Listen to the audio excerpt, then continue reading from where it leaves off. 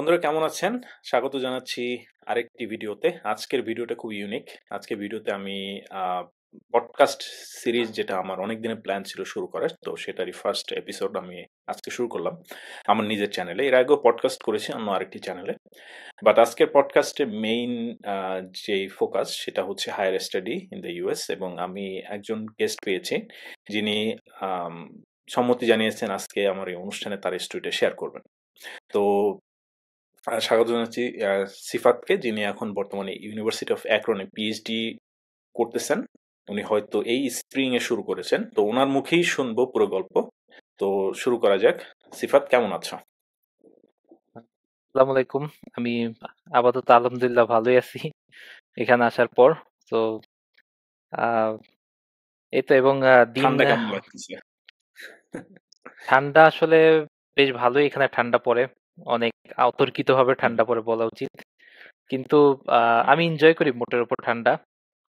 এখানে হচ্ছে বরফ, ঠান্ডা, ওভারঅল সবকিছু আমার কাছে ভালোই লাগে। যদিও অনেকে হেট করে, বিশেষ করে যারা ড্রাইভিং করে তারা খুবই হেট করে ঠান্ডাকে। কারণ তারা খুব রিস্কে থাকে। বাট আমি ওভারঅল এখন পর্যন্ত এনজয় করছি। একটু ঠান্ডা বেশি হলে আহ মানে আমি জানি না, আমার হচ্ছে একটা কাশি ছিল, কাশির সমস্যা বাংলাদেশে ছিল। মানে ওটা ভালো হচ্ছিল না প্রায় 1.5 মাস যাবত। এখানে এসেও হুম, হুম, কয়েকদিন ছিল, কিন্তু যেদিন টেম্পারেচার জিরোর নিচে চলে গেছে ওই দিন থেকে হুম, ভালো হয়ে গেছে। ওই দিন দিয়ে আমি 0 ডিগ্রি নিচে বাতাস নিলাম নাক দিয়ে।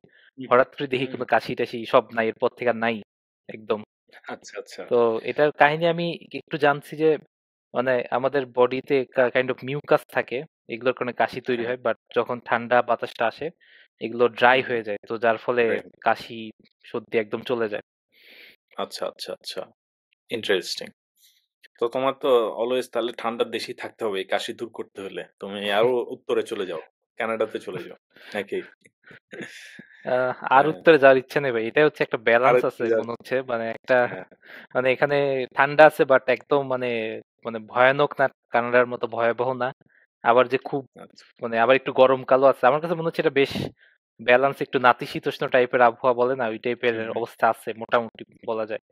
একটু ঠান্ডার হ্যাঁ, দিকে যদিও, বাট চলে আর কি। মানে এটা বেশ ব্যালেন্স এলাকাটা, চলে। এবং এলাকাটা সবুজ আছে, গাছপালা ভালো আছে। না, এটা এলাকাটা আচ্ছা। বেশ সুন্দর এখন, কিন্তু আসলে মোটামুটি আমার বেশ সুন্দরই লাগতেছে সোফার। কারণ গাছপালা, একটু ছোট ছোট পাহাড়, টিলা পাহাড় আপনার খুব মানে হাই হিল না, টিলা পাহাড় আমরা সিলেট হুম, অঞ্চল যেরকম দেখি না, এটা অনেকটা সিলেটের হুম, হুম, মতো হুম। লাগবে বাংলাদেশের। তো আ সিফাত, তুমি আমাদেরকে বলো তোমার পরিচয় প্রথমত।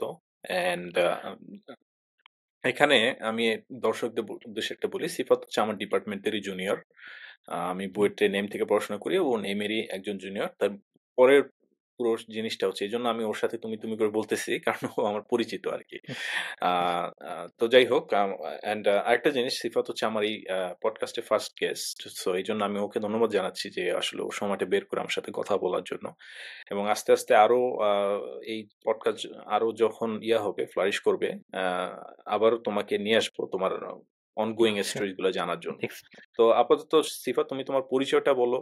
অ্যান্ড দেন আ ক বাংলাদেশে কোথায় ছিলে? তোমার সেই ব্যাকগ্রাউন্ড, এখন কোথায় আছো? সেই পুরো ব্যাকগ্রাউন্ডটা আমাদের দর্শকদের সাথে শেয়ার করো। আচ্ছা, আমার পুরো নাম শামীম শাহরের সিফাত। আমি বুয়েটে নেম 16 ব্যাচের, এবং এরপরে তো ইউনিভার্সিটি অফ অ্যাক্রনে এখন পিএইচডি করতেছি। কিন্তু তার আগের যদি স্টোরি বলি, আমি বেসিক্যালি আমার দেশের বাড়ি বগুড়া, কিন্তু আমি ছোটবেলা থেকে ঢাকাতেই বড় হয়েছি আমার মা বাবার সাথে।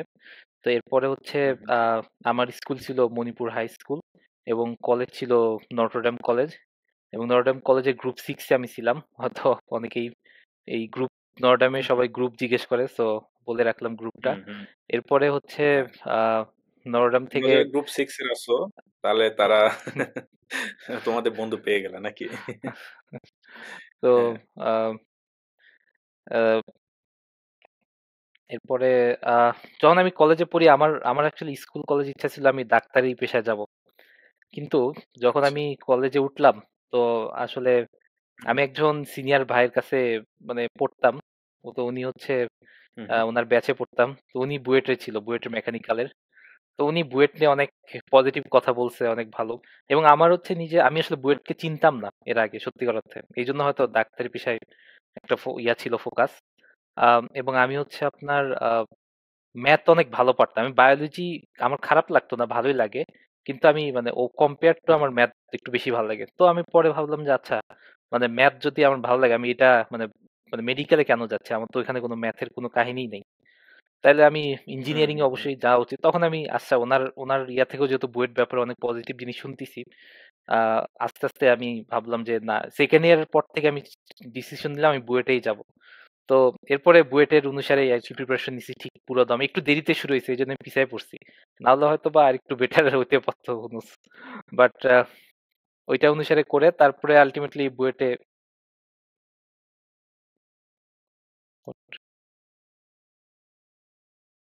হ্যাঁ, আমি শুনতে পাচ্ছি। সমস্যা আ নেই। কিছু একটা হইছে। আমার এখানে স্ক্রিন চলে গেছে। আচ্ছা, শোনা সমস্যা যাচ্ছে নাই। ভাই? সেটা হ্যাঁ, আমি শোনা যাচ্ছে। তুমি কথা কন্টিনিউ করো। এটা অনেক সময় আ ইন্টারনেট কানেকশনের জন্য এরকম আচ্ছা, দেখা যায়। আচ্ছা, আচ্ছা। আমার কিন্তু ইন্টারনেট আ কানেকশন একটু এখন আনস্টেবল আছে। আচ্ছা ঠিক আছে আমি কন্টিনিউ হ্যাঁ, করতেছি। আমরা শুনতে পাচ্ছি। তুমি কন্টিনিউ করো, আচ্ছা। সমস্যা নেই। আ এরপরে হচ্ছে আ তো ওই তো অ্যাডমিশনের জন্য পড়াশোনা করা উদ্ভাসে আমি মেইনলি উদ্ভাসে মানে ভর্তি হইছি। ওখানে পড়াশোনা করছি। প্লাস আমি বুয়েটের জন্য পুরানো বছরের যে কোয়েশ্চেন ব্যাংক এগুলো খুব ভালো মতো সলভ করছি। এবং আমি টার্গেট করছি যে যেগুলো ইজিয়ার ম্যাথ এগুলো যাতে খুব ভালো মতো পারা যায় এবং কঠিন ম্যাথ আছে না হুম, অনেকে আছে কঠিন ম্যাথ অনেক বেশি করে আমি সিম্পলি ফোকাস করছি আচ্ছা হুম, আমি হুম, ইজি ম্যাথ করব ইজি ম্যাথ বইটা আমি একটা হিসাব দেখছিলাম যে অ্যাটলিস্ট 70% ম্যাথ ইজি আর বই থেকে আসে 30% ম্যাথ বইয়ের বাইরে থেকে আসে হুম, ম্যাথ বা অন্যান্য মানে কোশ্চেন গুলো ফিজিক্স কেমিস্ট্রি তো আমি যদি 70% ঠিকঠাক হুম, প্রিপারেশন নিয়ে যাই আমি বইটা চান্স পাবোই মানে আমি একটু যেহেতু দেরিতে শুরু করছি আমি হুম, যখন প্রিপারেশন নিতে গেছি তখন এই সমস্যা পড়ছি যে আমার মনে হয়েছে যে আমি এই মুহূর্তে এখন ওই লেভেলে যেতে পারতেছি না। তখন আমি নিজেকে লিমিট করে নিয়েই পড়াশোনা করছি। আমার লিমিটেশনের মধ্যে আমি হচ্ছে মানে মেক্সিমাম ইয়াটা আনার চেষ্টা করছি। তো এইজন্য আমার বুয়েটে চান্স হয়ে গেছে যদিও একটু মানে নিচে ছিলাম। বাট আরকি আলহামদুলিল্লাহ হয়ে গেছে। তো তখন আমার অ্যাকচুয়ালি ইচ্ছা ছিল যে আচ্ছা আমি মেকানিক্যালে যাবো।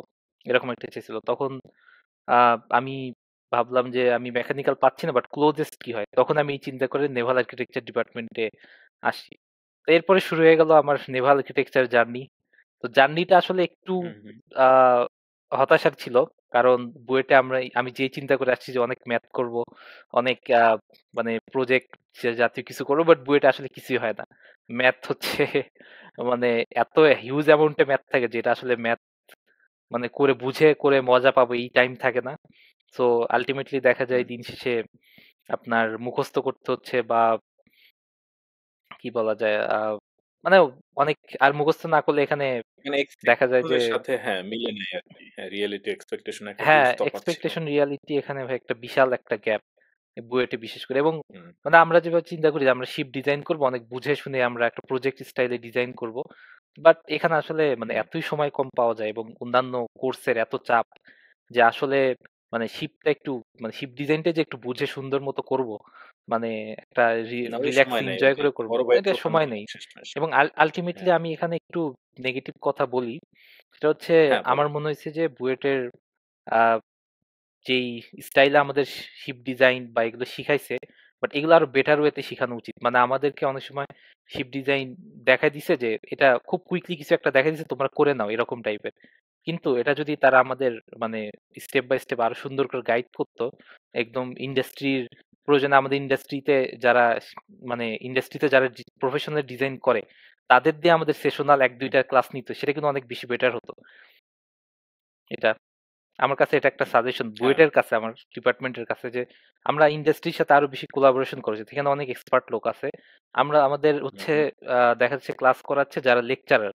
লেকচারাররা তো আমাদের জাস্ট তারা মানে পাস করছে। সো তারা এমন খুব একটা যে এক্সপেরিয়েন্স হয়ে গেছে এমন না। কিন্তু ইন্ডাস্ট্রি যদি হুম, ২-১ জন লোক থাকতো তারা গাইড করতো লেকচারারদের। প্লাস হচ্ছে আমাদের মাঝে মধ্যে ২-১ টা ক্লাস নিতে হয়। সব ক্লাস নিতে হবে না। বাট আমরা কিন্তু অনেক মানে অনেক আপডেটেড থাকতাম। অনেক বেশি শিখতে পারতাম। আমার কাছে এটা বিশ্বাস। এরকম। এরপরে আ বুয়েট তো মানে অনেক স্ট্রাগল করে আমার পার করা লাগছে। আমার সিজিপিও খুব একটা ভালো ছিল না। তারপরে এখন আচ্ছা। কিন্তু আমার একটা ইচ্ছা ছিল যে আমি হায়ার স্টাডি করব। আমার রিসার্চ জিনিসটা বেশ ভালো লাগতো আগে থেকে। তো হুম, হুম, আ এই অনুসারে নিজেকে একটু মেন্টালি প্রিপেয়ার করতে থাকি। তো আ চেষ্টা করি যে আমি হচ্ছে জিআরইর প্রিপারেশন নেব আমার যখন আ 3-2 শেষ হয়, তখন তো আমাদের এমনি কোভিড চলতেছে একটু, মানে লং গ্যাপ পড়তেছে। তো আমরা ভাবি জিআরই প্রিপারেশন নেব। তো আমি একটু প্রিপারেশন নিছিলাম, কিন্তু ওই সময়ের মধ্যে আর কোনো মানে একদম ফুল প্রিপারেশন নিতে পারিনি। কিন্তু আমাদের কয়েকজন কিন্তু ওই সময়ের মধ্যে জিআরই পরীক্ষা-টরীক্ষা দিয়ে ওরা একদম রেডি হয়েছিল। জিআরই ভালো একটা স্কোর তুলে। এটা কত সালের ঘটনা? তুমি এটা হচ্ছে হচ্ছে ১৭ সালে আপনার, বুয়েটে শুরু করো, রাইট? হ্যাঁ, এরপরে এটা 3rd ইয়ার। আমরা যখন 3rd ইয়ারে আ হুম, 2nd 3-2 তখন থেকে কোভিড শুরু হইলো। তো এই টাইমে আমাদের আচ্ছা, মধ্যে যারা একটু বুদ্ধিমান তারা হচ্ছে যেটা করছে, জিআরই প্রিপারেশন নিয়ে নিছে। নিয়ে রাইট। 3-2 শেষে ওরা পরীক্ষা দিয়ে ফেলছে। হুম, পরীক্ষা দেওয়ার ফলে যেটা হইছে, ওরা কিন্তু এক ধাপ আগায় গেল অলরেডি। ওদের ওদের অনেক কুইক, মানে ওদের হুম, এটা হুম, অনেক কাজে লাগছে। আমি হচ্ছে প্রিপারেশন নেওয়া শুরু করছিলাম, বাট আমি পুরোটা শেষ করতে পারি নাই। সো আমি হচ্ছে ওই সময় আর মানে হালকা একটু প্রিপারেশন নিছিলাম। একদমই হুম, সামান্য। তারপরে হচ্ছে তো আমাদের টার্ম এস ইউজুয়াল শেষ হলো। থিসিস, হ্যাঁ, থিসিসের একটা বড় একটা ব্যাপার আছে। থিসিসে আসলে আ এখানে প্রফেসর কে পড়বে? মানে সেটা একটা বড় ব্যাপার। অন্যান্য ডিপার্টমেন্টে তো স্টুডেন্ট চুজ করে। কিন্তু আমাদের ডিপার্টমেন্টে তো প্রফেসর মানে randomly দিয়ে দেয়। এখন এইখানে হুম, লাকিলি যদি আপনার ভালো প্রফেসর পড়ে, যিনি হচ্ছে রিসার্চ নিয়ে অনেক প্যাশনেট, যেমন হচ্ছে আ এখন আমি নাম আচ্ছা বলেই ফেলি। জুবায়ের স্যারের বলো, নাম তো আমরা বলো। জানি। হুম, উনি হচ্ছে অনেক হ্যাঁ, প্যাশনেট। উনার উনার হুম, হচ্ছে জুবায়ের স্যার যার পড়বে তার রিসার্চ কিন্তু একটু অন্য লেভেলে চলে যায়। এটা এখন বলতে হয়। আর হুম, বাকিদের হচ্ছে খারাপ না। হুম, বাকিদেরও অনেকের রিসার্চ ভালো। আবার কিছু, কিছু আছে তাদের রিসার্চ হয়তোবা মানে হয় মানে কোন টিচার আছে তারা আপনার কোনমতে রিসার্চ একটা হয়ে যায়। মানে ওটাকে রিসার্চ না বলে হ্যাঁ, প্রজেক্টও বলা উচিত। জাস্ট একটা কোন একটা প্রজেক্ট বলা যায়। প্রজেক্ট হয়ে হ্যাঁ, থিসিস তাদের হয়ে হয়তো অন্য কিছু একটা একটা, ইয়ে আছে। হ্যাঁ, জি, জি। হ্যাঁ, এখন মানে somehow হ্যাঁ, একটা শেষ হইছে। মানে পাসটা হয়ে গেছে এরকম হুম, আছে। মানে রিসার্চ যেরকম আছে না, ইউনিক থাকবে, আপনি ইউনিকনেস ওইটাও তো অনেক সময় অনেক প্রফেসর আন্ডারে এখন আসে না, বা এটাও তো আপনার নিজেরই হচ্ছে আপনি দুর্বলতা আছে যার ফলে আপনি আনেন নাই। তো এখন কি করবেন? আপনার পাস করতে হবে। সো প্রফেসর আপনাকে কিছু একটা মানে কোন একভাবে উনি ম্যানেজ করে দেবে যাতে আপনার পাস হয়ে যায়। মানে এটা হচ্ছে আপনার উপর হুম, প্রফেসরের উপর কিছুটা। কিন্তু এখানে আমি স্টিল বলব যে আমাদের দেশে বা স্পেশালি নেম ডিপার্টমেন্টে হয়তো প্রফেসর স্টুডেন্ট যে কমিউনিকেশন একটা গ্যাপ আছে। স্টুডেন্ট প্রফেসররাও মানে যেভাবে স্টুডেন্টদের থিসিস অনেক গাইড করা উচিত ওইটা সম্ভবত করে না। বাট আমার মনে হয় আরেকটু বেশি করলে আরেকটু মানে বেটার হইতো হয়তোবা। এখন এটাও ঠিক যে আবার মানে আপনার আমাদের প্রচুর কোর্স ওয়ার্কের মারাত্মক প্রেশার থাকে, যেটা আসলে বাইরের দেশে হয় না। তো এটা একটা হুম, হুম, বাস্তবতা। তো এরপরে হচ্ছে আপনার হুম, এটা মেনে নিয়ে আমার আমার যাই হোক লাকিলি আমি আমার মাসুদ করিম স্যার আমার সুপারভাইজার ছিলেন। উনি অনেক মোটামুটি ভালোই হেল্পফুল ছিলেন। এবং আমি ও আমাদের পেপারটা যেটা হইছে এটা আমরা একটা এই যে বুয়েটে একটা আপনার কনফারেন্স আমাদের নেম ডিপার্টমেন্টের, যে ওটার নাম আ আ মারটেক। মারটেক, জি, জি। আমি মারটেকটা পাই ওই সময় আমার পাস করার পরেই। তো মারটেকে পেপারটা হচ্ছে জমা দিয়ে ওটা কনফারেন্স পেপার বের করতে পারছি। পেপারটা আসলে আচ্ছা, বলব যে খুব যে মানে আহামরি ছিল এমন না। খুবই মানে, মানে আমার কম্পেয়ার মানে যে কাজের লেভেল সেটা আমার কম্পেয়ার করলে এখনো হাসি পায় যে মানে এইটুকু কাজ দিয়ে আমরা থিসিস মানে পেপার পাবলিশ করছি, হুম, থিসিস করছি। বাট মানে নোবেলিটি ছিল বাট খুবই সামান্য। মানে বাট এটা দিয়ে যে কিছু একটা হইছে এটা আমি এখনো আমার বিশ্বাস হয় না। হুম। তো তো আচ্ছা। তো এই হ্যাঁ, পর্যন্ত আসলাম। তুমি মারটেকে পেপার পাবলিশ করলে। এটা হচ্ছে তোমার 4th ইয়ারের ঘটনা, রাইট? তুমি মানে 4th থিসিস ইয়ার শেষ বলতে তখন। রিসার্চ তখন জাস্ট পাস করে 4th ইয়ার ফেলছি শেষ। আমি। ওই তো আচ্ছা, মানে তাহলে এই যেবার যে পাস তোমার করছি তার বুয়েটে ১ মাস পরেই ইয়ে হইছে। আচ্ছা। তো এই জায়গাটা আমরা একটু সামারাইজ করি। দেন আস্তে, আস্তে story will G. Move on. তো তুমি বুয়েটে এনরোল হলা। তোমার মেকানিক্যাল পড়ার ইচ্ছা ছিল। দেন তুমি সাবজেক্ট চয়েস এর নেমটা আসে ক্লোজলি রিলেটেড এবং তারপর হচ্ছে নেমটা পড়লা। নেমে তোমার যে এক্সপেকটেশনটা ছিল ম্যাথ বা এই ধরনের প্রবলেম সলভ করার, পরে দেখা গেল যে সেরকম ধরনের প্রবলেম তুমি পাচ্ছ না বা ওই স্যাটিসফ্যাকশনটা নাই এবং রিয়ালিটি যে এক্সপেকটেশন এর যে একটা বিরাট একটা ফারাক ছিল সেটা তুমি এক্সপেরিয়েন্স করলা। দেন হচ্ছে তোমার এখান থেকে একটা সাজেশন ছিল যারা বুয়েটের ফ্যাকাল্টি তাদের উদ্দেশ্যে যে তারা যেভাবে আ শিপ ডিজাইন থেকে শুরু করে ইঞ্জিনিয়ারিং এর বিভিন্ন টপিক যে উনারা পড়ান এখানে উনাদের একটা ইমপ্রুভমেন্ট এর জায়গা আছে। এবং সেখান থেকে তোমার একটা সাজেশন হচ্ছে যে যারা ইন্ডাস্ট্রি পার্টনার্স তারা যেন হুম, আসে এবং তারা যেন এখানে এসে মাঝে মধ্যে লেকচার দেয় যেটা হচ্ছে মোর আ ফ্রুটফুল, রাইট? মানে সেখানে জি, তুমি জি। প্র্যাকটিক্যালি তুমি অনেক কিছু জানতে পারতেছো। বাট এখানেও হুম। তো একটা জিনিস ইন্ডাস্ট্রিয়াল যে ট্রেনিংটা সেটাও তোমরা কি মিস করছো কিনা জানি না কোভিড এর কারণে। বাট সেটাও আ কিন্তু অনেকটা ইউজফুল হয় অনেক সময়। হ্যাঁ, এটা একটা ভালো ট্রেনিং ছিল। বাট আমি হুম, মনে করি যে ওইটা হচ্ছে মানে খুব দ্রুত আমরা ইয়া করে মানে দেখছি, কিন্তু মানে অথবা এভাবে বলা যায় যে আমরা ইন্ডাস্ট্রিয়াল ট্রেনিং হচ্ছে আমরা প্র্যাকটিক্যালি দেখছি। কিন্তু থিওরিটিক্যাল কিছু ব্যাপার আছে, যেমন আপনার শিপ ডিজাইন ওয়ে গুলো হুম, বা ডিজাইনের জন্য হুম, যেসব আপনার আমরা যে বিভিন্ন বই ফলো করে যে ডিএমভি, বলবো। তারপরে হুম, রুল বুক গুলো, এগুলো হচ্ছে ইন্ডাস্ট্রি অ্যাকচুয়ালি কিভাবে করে ওদের কিন্তু স্টাইল একটু ডিফারেন্ট। মানে ওরা আমাদের চেয়ে হুম, আপডেটেড ওয়েতে করে। আমি চাচ্ছি হুম, ওগুলো হচ্ছে আমাদের শিখাক, মানে ওগুলো হচ্ছে অ্যাটলিস্ট হুম। একজন এসে আমাদের যে হ্যাঁ, কোর্সের যে 14টা রাইট। সপ্তাহ আমরা যাই এর মধ্যে এক 2টা ক্লাস তো নিতেই পারে। তারা আমাদের একটু আপডেট করে দেয় এটা এভাবে করলে বেটার হয় বা রাইট, বাস্তবে রাইট। এভাবে করে মানুষ। মানে আমাদের হচ্ছে আমার কাছে হুম, আমি মনে হয়েছে যে আমি বাস্তবের সাথে আমাদের যেটা পড়াচ্ছে এটার একটা হ্যাঁ, মানে বেশ ভালো একটা গ্যাপ পাচ্ছি বারবার। এটা মনে হচ্ছে গ্যাপ ছিল। আমাদের মানে অনেক কিছু এবং জাস্ট পড়ায় দেয়, আমরা মুখস্থ করি, পাস করি, বাট এটা রাইট। বাস্তবে ইমপ্লিমেন্ট আর হয় না। এটা হচ্ছে হুম। এরকম থাকা উচিত যাতে আমরা ওটার সাথে এবং ইয়ে এটা করতে পারি। তোমার হচ্ছে ২০১৭, ১৮, ১৯ এর দিকের ঘটনা, রাইট? তুমি এই সময় এরকম ফিল করছো হ্যাঁ, হ্যাঁ। যে তখন তোমাদের তখন আমি অবশ্য বুঝতে পারি নাই। বাট এটা আমি ফিল করছি অ্যাকচুয়ালি পাস করার পরে এসে। মানে পাস তখন করার আমি পরে। জাস্ট আচ্ছা। আমার উদ্দেশ্য ছিল আমি হচ্ছে কোর্সে আছি, আমারে সামহাউ হ্যাঁ। পাস করতে হবে, নাহলে তো আমি ল্যাগ খাবো। তো তখন সো কিন্তু ওই আমার রিয়ালাইজেশন টা পরে হ্যাঁ, আসছে যে ওটা তখন অনেক পরে তুমি আসছে। হ্যাঁ। সো সবারই বেলায় তাই হয়। আমাদের বেলায় ওরকম রিয়ালাইজেশন হচ্ছে যে, এই জিনিসটা আমি পয়েন্টটা মেক করতে যাচ্ছি যে, আমরা এই কোর্সগুলো হয়তো ১৩-১৪ সালের দিকে পড়ছি। তুমি পড়ছো ১৮-১৯ সালের দিকে, রাইট? এবং হুম। জি। আমরা যে এরকম এক্সপেরিয়েন্স করছি, তোমরা সেইম এক্সপেরিয়েন্স করছো। সো দেয়ার ওয়াজ নো হ্যাঁ, চেঞ্জ। ঠিক আছে? হ্যাঁ, এই হ্যাঁ। সময়টার মধ্যে কোন চেঞ্জ হয় নাই এবং এখনো চেঞ্জ হবে কিনা জানি না। বাট আমি আশা করি যে বুয়েটের টিচাররা, ফ্যাকাল্টি যারা আছেন সম্মানিত তারা পজিটিভলি ইয়ে নিবেন এবং এই জিনিসটা তারা চেঞ্জ করার জন্য একটা ইয়ে করবেন। যদি তারা শুনে থাকেন আরকি আমার এই ভিডিও আরকি।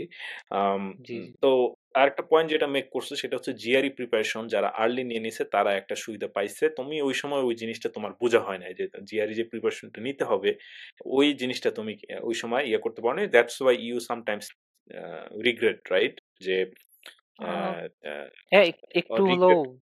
ল্যাগ হ্যাঁ, করছি। মানে ওটাও তো যেহেতু লাইক আমাদের ওই সময় হ্যাঁ, কোভিড এর পিছায় কারণে গেছো। একটা মানে হুম, কোভিড এর কারণে একটা অপরচুনিটি ছিল। ওটা আরেকটু কাজে লাগানো উচিত ছিল। এইটাই। কাজে লাগানোর বাট ওই কিন্তু আমি সময়টা বলব আসলে কাজে যাদের আবার ধরেন আপনার টানা চলতেছে, তাদের জন্য হয়তো একটু তাদের জন্য ডিফিকাল্ট সমস্যা। হতে পারে। একটু যাদের রাইট। বর্তমানে কিন্তু এই যে মাঝখানে হ্যাঁ, কিন্তু আপনার ইয়া হইছে। গতবার পরীক্ষার আগে ২ মাস হ্যাঁ। গ্যাপ গেছে। বিভিন্ন আন্দোলন, বিভিন্ন কারণে মানে বুয়েটে সামহাউ আপনার কোন না কোন একটা গ্যাপ তৈরি হয়ে যায় বিভিন্ন আন্দোলনে, বিভিন্ন হুম, হুম। কারণে।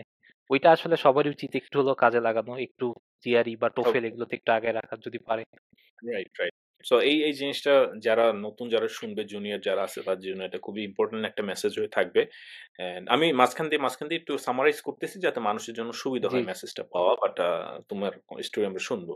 আরেকটা জিনিস যেটা ইন্টারেস্টিং বললো যে থিসিস, যে থিসিসটা মেন্টর যত ভালো হয় তোমার কাজের কোয়ালিটিও তত ভালো হয়। এটা জি, জি আমার অবশ্যই। সময় দেখছি এবং সবসময় সত্য। অ্যান্ড এখন তুমি যেখানে দেখছো যে মেন্টর ঠিক আছে বাট মানে স্টিল তোমার যে কোয়ালিটি হয়তো নোভেল কাজ করছো বাট তোমার ওই সময় হয়তো তোমার এটা মনে হয় নাই, রাইট? তো যে তুমি কিরকম কাজ হুম, করছো, কাজের কোয়ালিটি নিয়ে তোমার ওই সময় কোনো কোশ্চেন ছিল না। বাট তুমি যখন গ্র্যাজুয়েট করে বের হয়ে আসছো, এখন যখন তুমি হুম। পিএইচডি করতেছো, এখন তোমার মনে হচ্ছে যে ওই কাজটা খুব একটা ইমপ্যাক্টফুল ছিল না। আমি কি সত্যি মানে ঠিক হ্যাঁ, ইন্টারপ্রেট হ্যাঁ। করলাম কিনা? এখন মনে হচ্ছে যে ওইটা আসলে মানে ওটা মনে কিছুই হয় ছিল যে না। হ্যাঁ, মানে একটা প্রজেক্ট মেক্সিমাম বলা যায়। হয়তো হালকা একটু হ্যাঁ। নোভেলিটি আমরা দেখানোর চেষ্টা করি। বাট ওটাকে আসলে মানে আমরা নরমালি এখন কম্পেয়ার টু যেসব নোভেলিটি দেখি মানে ওই তুলনায় কিছুই না। মানে মনে হয় যে জাস্ট হুম। একটা প্রজেক্টই করছি দিন শেষে এরকম মনে হয়। Right, right, right. হ্যাঁ, খুবই ইন্টারেস্টিং একটা টেক। কারণ এখানে একটা জিনিস বলার আছে যে অনেকে যেটা হয় আন্ডারগ্রেডে মানুষ আমার আমার যে কথা আন্ডারগ্রেডে মানুষজন রিসার্চ আরো জানে না এবং এটা তাদের পক্ষে বোঝা সম্ভবও না। তাদের ওই ম্যাচুরিটিটা আসে না, ওই ডেপথ ব্রেডথ টা থাকে না। অলওয়েজ তাদের একজন আইদার গ্র্যাজুয়েট মেন্টর থাকতে হবে, একজন পিএইচডি মেন্টর যখন থাকে তখন তারা যখন ওই মেন্টরদের আন্ডারে যখন একটা রিসার্চ প্রজেক্ট করে তখন তারা রিসার্চ সম্পর্কে জানতে পারে। এখন বুয়েটে এরকম একটা ট্রেন্ড দেখতেছি আন্ডার গ্র্যাডরা সমানে পেপার পাবলিশ করতেছে।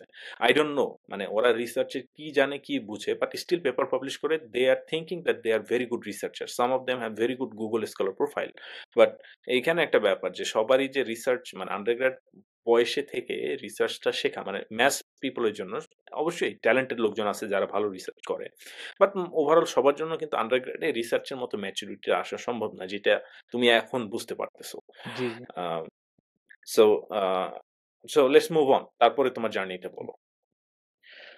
আহ এরপরে ভাই আসলে গ্রাজুয়েশন শেষ করার পরে মানে একটা এবং সেটা কত সাল? এটা হচ্ছে আমার 2023, 22 সালের 22। দিকে। তো আচ্ছা। গ্রাজুয়েশন শেষ করার পর এখন আমার তখন আহ, মানে অনেক দিকে লাইন আছে, মানে অনেক দিকে যাওয়ার রাস্তা আছে। যেমন একটা রাস্তা হচ্ছে আপনার বিসিএস এর পথে যাওয়া। হুম, বাংলাদেশে আমি ৩টা পথ দেখছি, আমাদের সরি ৪টা পথ আমাদের নেম ডিপার্টমেন্টের সবার জন্য, সবাই যায়। হুম, হুম, একটা হচ্ছে বিসিএস ট্র্যাক, একটা হচ্ছে হুম, হুম, আপনার শিপ ডিজাইন বা নেভাল আর্কিটেকচার পিওর যেটা আমাদের অরিজিনালি যাওয়া উচিত সেটাতে। হুম, হুম, একটা হচ্ছে আপনার এমবিএ করে বা অন্যান্য কোনো একভাবে তার ব্যাংকিং জবে এই সেক্টরে চলে যায়, এমবিএ বা হুম, এমবিএ ছাড়া। আরেকটা সেক্টর হচ্ছে বাইরের দেশ। তো এখন আহ, আমার জন্য, তো আমার তো আগেই টার্গেট ছিল বাইরের দেশে যাব। সো অন্যদিকে থেকে অনেক ফ্যামিলি বা বিভিন্ন জায়গা থেকে কথা আসে যে ওইখানে যাও মানে বিসিএস এ যাও, এটা করো। বাট হুম, আমি আসলে একটু মানে ফোকাস ছিলাম না, আমি বাইরেই যাব, এটার জন্য যা হয় আমি করব। যদি শেষ পর্যন্ত ফেলেই তখন হয়তো দেখা যাবে অন্য পথে কিছু একটা করব। বাট তার আগ পর্যন্ত আমি মানে একটা স্ট্রং ডিটারমিনেশন নিছি যে না, আমি অন্যদিকে আসলে আহ মানে ইয়া করব না, মানে আমার মাইন্ড ডাইভার্ট করব না। তো এরকম একটা স্ট্রং ডিটারমিনেশন নিয়ে শুরু করতে হয়, কারণ আলটিমেটলি আপনি বুঝতেছেন এখানে একটা জার্নি, সময় লাগবে, আপনি হয়তো বেকার থাকবেন, এইটার আপনাকে কথা শুনতে হবে সোসাইটি হুম, বিভিন্ন ইয়া থেকে, বাট আপনাকে সেই মেন্টালিটি নেওয়া লাগবে। এটা অবশ্য বিসিএস যারা হয় তাদের জন্য একটা কাইন্ড অফ সত্যি, তাদের তো আরো বেশি সময় ওয়েট করা লাগে আনটিল হুম, তারা কোনো ভালো জব পাইতে। সো এটা বাস্তবতা মেনে নিয়ে শুরু করতে হয় গ্রাজুয়েটের পরে জার্নিটা। এটা আসলে একটু ডিফিকাল্ট আমার মনে হয়, কারণ গ্রাজুয়েশন মানে আপনার মানে আন্ডার যখন আপনি স্টাডি আন্ডার গ্রাজুয়েট করতেছেন তখন আপনার গোলগুলো সিম্পল, একটা সরল পথে আগাচ্ছে, একটার পর একটা কোর্স করতেছেন। বাট এখন কিন্তু আপনার মানে কোনো সরল পথ নাই, এখন একটা কমপ্লেক্স পথ, আপনি অনেক দিকে যাইতে পারবেন, বাট একই সাথে আবার সব দিকে আপনার অপরচুনিটি নাইও। তো আপনাকে খুঁজতে হবে, অনেক সার্চ করতে হবে। তো এরকম অবস্থায় আমি যেহেতু আমার স্ট্রিক্ট পথ আমার মোটামুটি ঠিক যে আমি বাইরের দেশে যাব, আমি সবার আগে আহ, আর আচ্ছা আমি একটা জিনিস আমি বলতে ভুলে গেছি, আমি হচ্ছে 4-1 এবং 4-2 এর মাঝামাঝি একটা টাইমে টোফেল দিয়ে ফেলছিলাম। আচ্ছা। আমার ইচ্ছে ছিল যে আমাদের 4-2 এর পরেই হচ্ছে স্প্রিং সেমিস্টার ধরা যায়। ওইটা হুম, হচ্ছে হুম, সম্ভবত 23-এর স্প্রিং, ওইটা ধরা যায় কিনা চেষ্টা করব। হুম, তো আমরা হচ্ছে আমি আর আমার ফ্রেন্ড আমরা দুইজনে হচ্ছে দিয়ে ফেলছিলাম। হুম, তো টোফেল নিয়ে আমি একটু পরে বলবো, আগে জিআরই নিয়ে আমি হ্যাঁ, একটু বলবো, তারপরে বলো। টোফেলে আমি আসবো। তো আহ, আমি বলতে চাচ্ছিলাম কি বলা যায় ও হ্যাঁ, এরপরে 23-এ আসলে আমরা যখন পাশ করছি তখন হচ্ছে আমরা মানে প্রথমে ইমেল দেই, টিমেল দেই, in the meantime GRE preparation নিতে থাকি। তো এখন আহ, আসলে আমার এখানেও একটু দেরি হয়ে গেছে, জিআরই প্রিপারেশন নিতে নিতে একটু সময় নিছি আমি।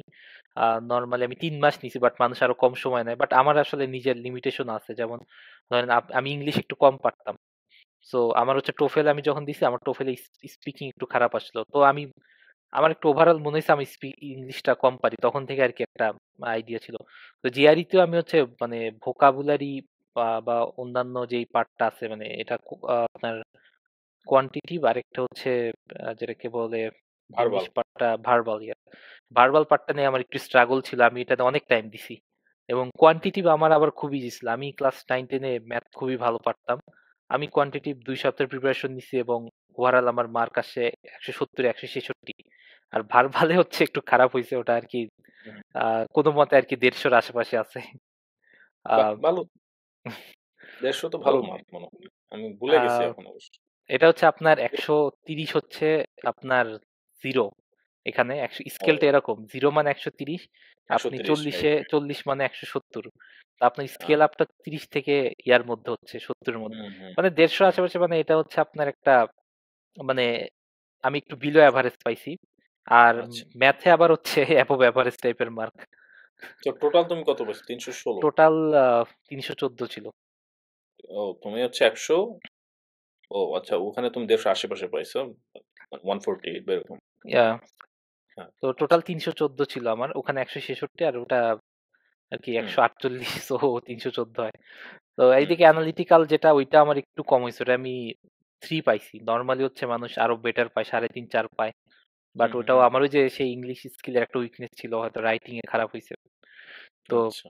অ্যাজ ইউজুয়াল, মানে এটা নিয়ে আমি একটু ছিলাম, বাট সবে আমি বিভিন্ন ইউনিভার্সিটির প্রোফাইল টোফাইল দেখলাম, তো দেখলাম না এটা খুব একটা ৩১৪ কিন্তু ভালো সমস্যা। স্কোর, অনেক ভালো স্কোর। ঠিক আছে? তুমি হয়তো মনে করতেছো, বাট ৩১৪ সবাই পায় না। আমি দেখছি অনেক ভালো, ভালো স্টুডেন্ট দেখা গেছে ৩০০, ৩০৫, হ্যাঁ? ১০। হ্যাঁ, এখানে হ্যাঁ, মানুষ হচ্ছে অনেকটা আপনার, মানে ইয়াতে, মানে আমি ম্যাথে অনেক বেশি ভালো করছি, তো এটা একটা মানে প্লাস পয়েন্ট দিছে। হুম, মানে ম্যাথে হচ্ছে কোয়ান্টে আপনার 166 পায় না, মানে মানুষজন এভারেজ 160 এর আশেপাশে পায়। আর ইয়াতে আপনার একটু বেটার পায়, আমার ভার্বাল চেয়ে আরেকটু হচ্ছে ভালো পায়। 54 55 এরকম পায়, এরকম করেও তো ১৫০ তারা এরকম। 310 এর আশেপাশে হ্যাঁ, থাকে এরকম। তো আমার হুম, ওইখানে আর কি একটা প্লাস পয়েন্ট ম্যাথের কারণে হচ্ছে উঠে গেছে মার্কটা, মানে ওই হুম, ভার্বালে খারাপ হইলো।